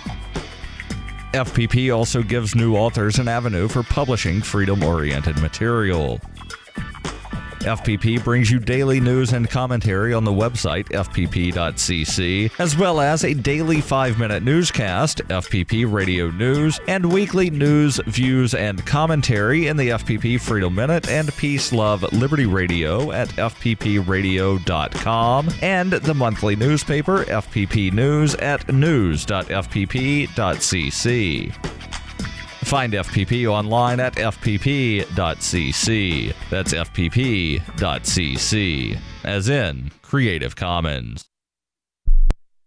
Did you know you can get news updates about what's happening with the Liberty Radio Network delivered in the way you prefer? You can sign up for our email updates at updates.lrn.fm. Plus, you can stay in the loop by joining our Facebook profile at facebook.lrn.fm or follow us at Twitter at twitter.lrn.fm. It's all free, so sign up now at updates.lrn.fm for news updates delivered to your email box, facebook.lrn.fm to follow our Facebook page, and twitter.lrn.fm to receive our tweets. I love My Magic Mud. I drink a lot of coffee. I had stains on my teeth. Then I found My Magic Mud, and I was told it would remove stains. So I paid attention when I brushed the first time. My Magic Mud is black tooth powder, and the difference it made in my teeth in one application was noticeable. With 4, my teeth were as white as you normal folks out there. Please go to mymagicmud.com and buy a jar. There's 150 applications for $25. You can use Bitcoin, mymagicmud.com. You're 6 minutes away from a live episode of Free Talk Live, brought to you by freekeen.com. Listen live at freetalklive.com. From Keene in the Shire, the Liberty Media capital of the world, this is Daryl W. Perry, host of FPP Radio News for Monday, August 27th, 2018. Silver is trading at $14.80 per ounce. Gold is valued at $1,206 per ounce. Zen is trading at $19, and the average price of Bitcoin is $6,740. Antiwar.com reports the Chinese Foreign Ministry has issued a statement criticizing President Trump's decision to cancel Mike Pompeo's trip to North Korea and his statement blaming China for the move. They called it an irresponsible claim contrary to basic facts. On Friday, President Trump canceled Pompeo's planned visit to North Korea, citing lack of progress on North Korea. He further claimed that he believed China was deliberately refusing to help because of the ongoing trade dispute with the U.S. The statement from the Foreign Ministry said that the U.S. should show more sincerity and flexibility instead of being capricious and put the blame on others. White House officials have offered no comment on the statement. President Trump did, however, say that Pompeo would be able to visit North Korea after the China trade dispute is resolved, predicting this would happen in the near future. The major U.S.-China trade dispute has been ongoing for months, and there has been no public sign that a deal is close. Zencash has changed their name to Horizon to better represent their transition from a cryptocurrency to a pioneering platform that protects consumer data. They are working towards the day when anyone will be able to build privacy-based applications on the Horizon platform. The unique spelling of Horizon is a nod to their heritage and recognizes that they remain committed to the vision that their project was built upon. Their coin and ticker symbol remain ZEN. Learn more at horizon.global and join the Horizon community. HORIZEN.global. UPI reports, according to an announcement from the U.S. Department of Agriculture's Food Safety and Inspection Service, Cargill has recalled more than 25,000 pounds of ground beef due to a potential E. coli contamination. The product subject to the recall is the company's 10-pound chubs of XL937 fine ground beef with a use or freeze-by date of September 5th and a pack date of 8/16/2018. The items were shipped from Fort Morgan, Colorado to warehouses in Colorado and California. The USDA says there has been no confirmed reports of illness because of the product, but the agency said it is concerned that some people may have put the product in the freezer. Anyone who has purchased but not yet used Cargill's 10-pound chubs are urged not to eat them. The USDA said these products should be thrown away or returned to the place of purchase. E. coli infections can cause severe abdominal cramps, bloody diarrhea, and vomiting. In children and older adults, it can cause life-threatening kidney failure. Are you an advocate for free market money? Do you promote Bitcoin as an alternative in a fiat-centric world? Then you need Spendabit in your arsenal, the search engine for things you can buy with Bitcoin. Spendabit aggregates millions of products from thousands of Bitcoin-enabled merchants. Keep your money in the free economy. Visit spendabit.co today. Bitcoin merchants, ask about our merchant suite to reach even more customers. Spendabit.co.